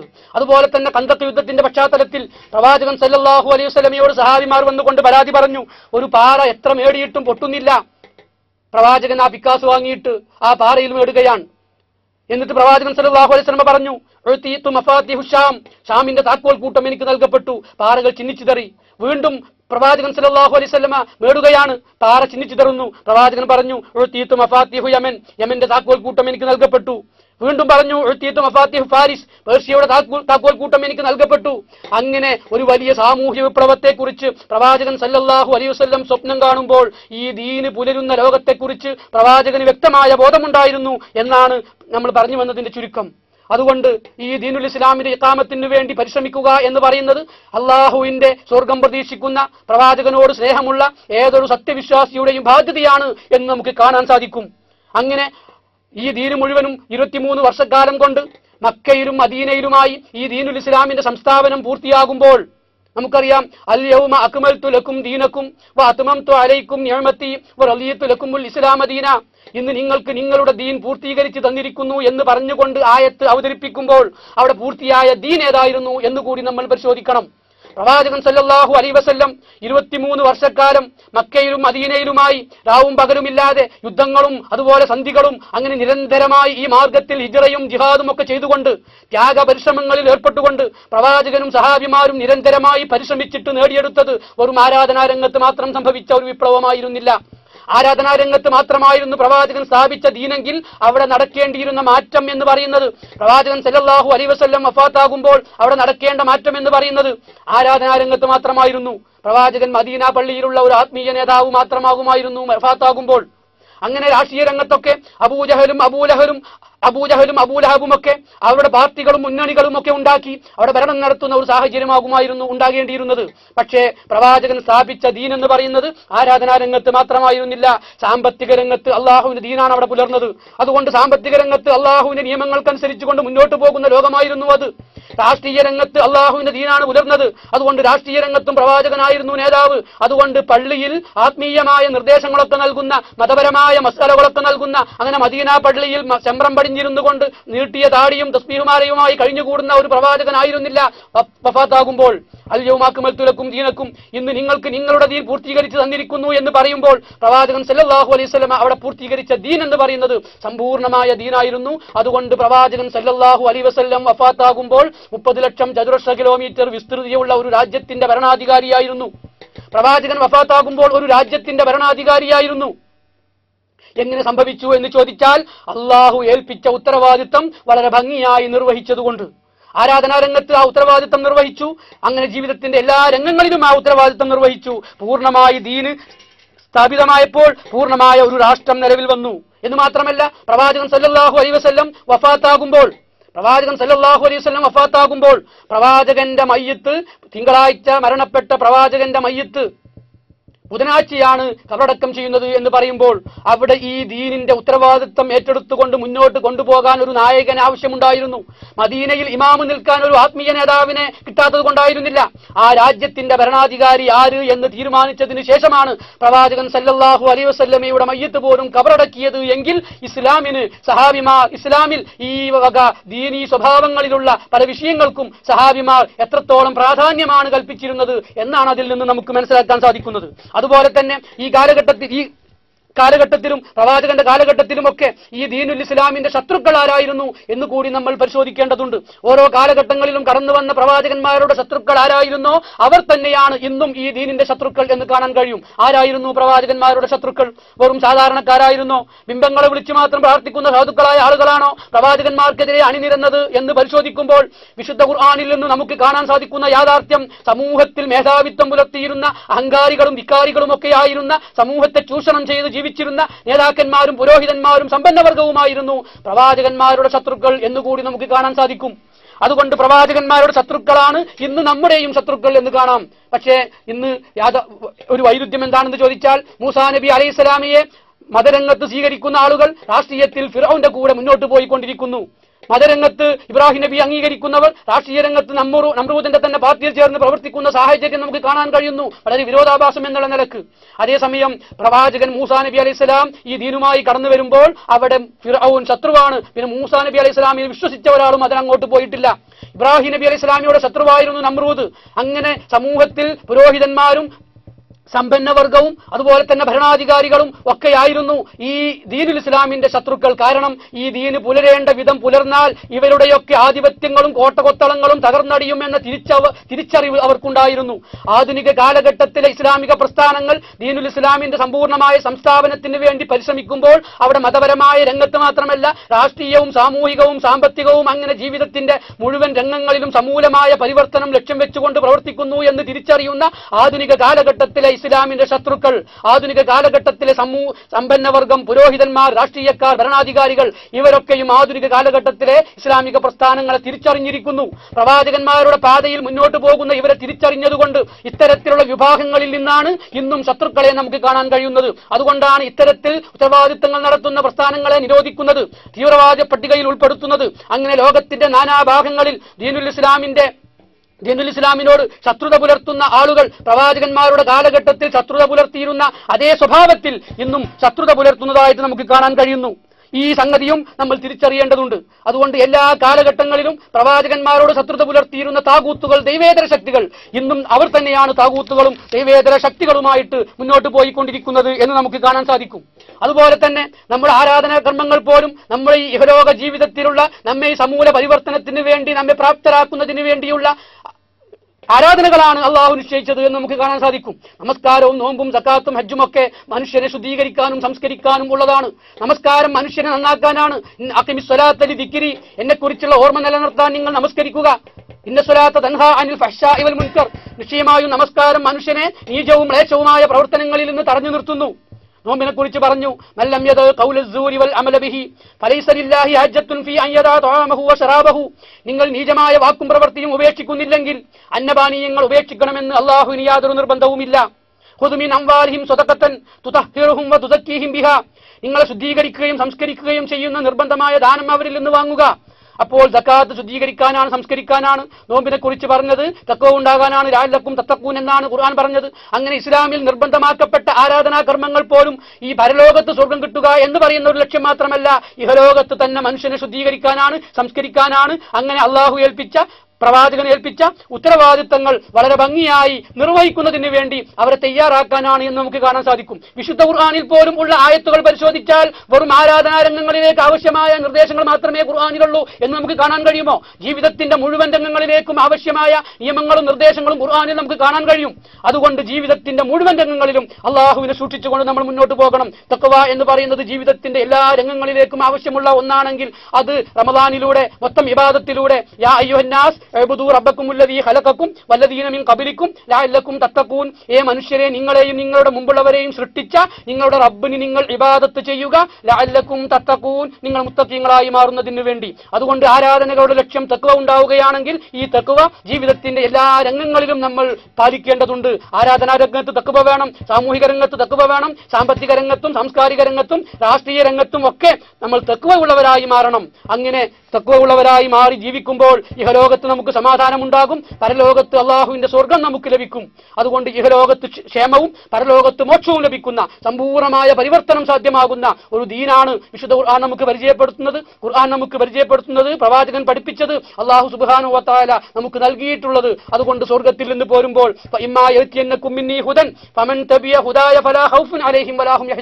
എന്റെ ഹുദ നിങ്ങൾക്ക് വന്നു കിട്ടും.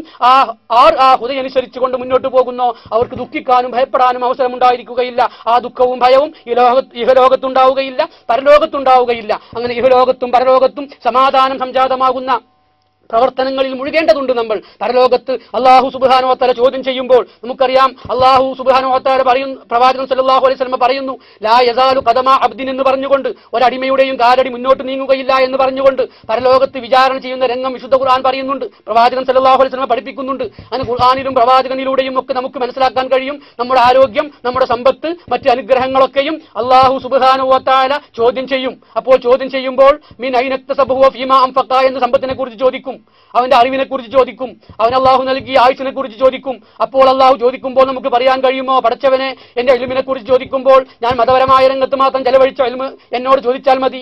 സമ്പത്തിനെ കുറിച്ച് ചോദിക്കുമ്പോൾ, പരലോകത്ത് അള്ളാഹു ചോദിക്കുമ്പോൾ, പടച്ചവനെ, എന്റെ സമ്പത്ത് മതപരമായ രംഗത്ത് മാത്രം ഞാൻ ചെലവഴിച്ചത് ചോദിച്ചാൽ മതി. രാഷ്ട്രീയ രംഗത്തും മറ്റുള്ള രംഗങ്ങളിലുമൊക്കെ ഞാൻ എന്റെ ഇഷ്ടപ്രകാരം ദീന് പരിഹരിക്കാതെ ജീവിച്ചിട്ടുണ്ട്, സമ്പത്ത് ചെലവഴിച്ചിട്ടുണ്ട്. പക്ഷേ അതൊന്നും എന്നോട് ചോദിക്കുകയില്ല എന്നാണ് ഞാൻ വിചാരിച്ചിരുന്നത്. മതരംഗത്ത് മാത്രമേ ദീന് പരിഗണിക്കേണ്ടതുള്ളൂ എന്നാണ് ഞാൻ വിചാരിച്ചിരുന്നത്. പടച്ചവനെ, അതുകൊണ്ട് എന്നോട് മതപരമായ രംഗത്തെക്കുറിച്ച് മാത്രമേ ചോദിക്കേണ്ടതുള്ളൂ എന്ന് നമുക്ക് പറയാൻ കഴിയുമോ? അതുകൊണ്ട് പരലോകത്ത് ചോദിക്കും അല്ലാഹു സുബ്ഹാനഹു വ തആല. അതുകൊണ്ട് സ്വർഗത്തിലുള്ള ആളുകൾ പോലും സ്വർഗത്തിലുള്ള ആളുകളോട് നരകത്തിലുള്ള ആളുകൾ വെള്ളം ചോദിക്കുന്ന രംഗം വിശുദ്ധ ഖുർആൻ പറയുന്നുണ്ട്. വനാദാ അസ്ഹാബുൻ നാരി വഅസ്ഹാബുൽ ജന്ന അൻ അഫീദു അലൈനാ മിനൽ മാഇ ഔ മിമ്മാ അർസഖകുമുല്ലാഹ്.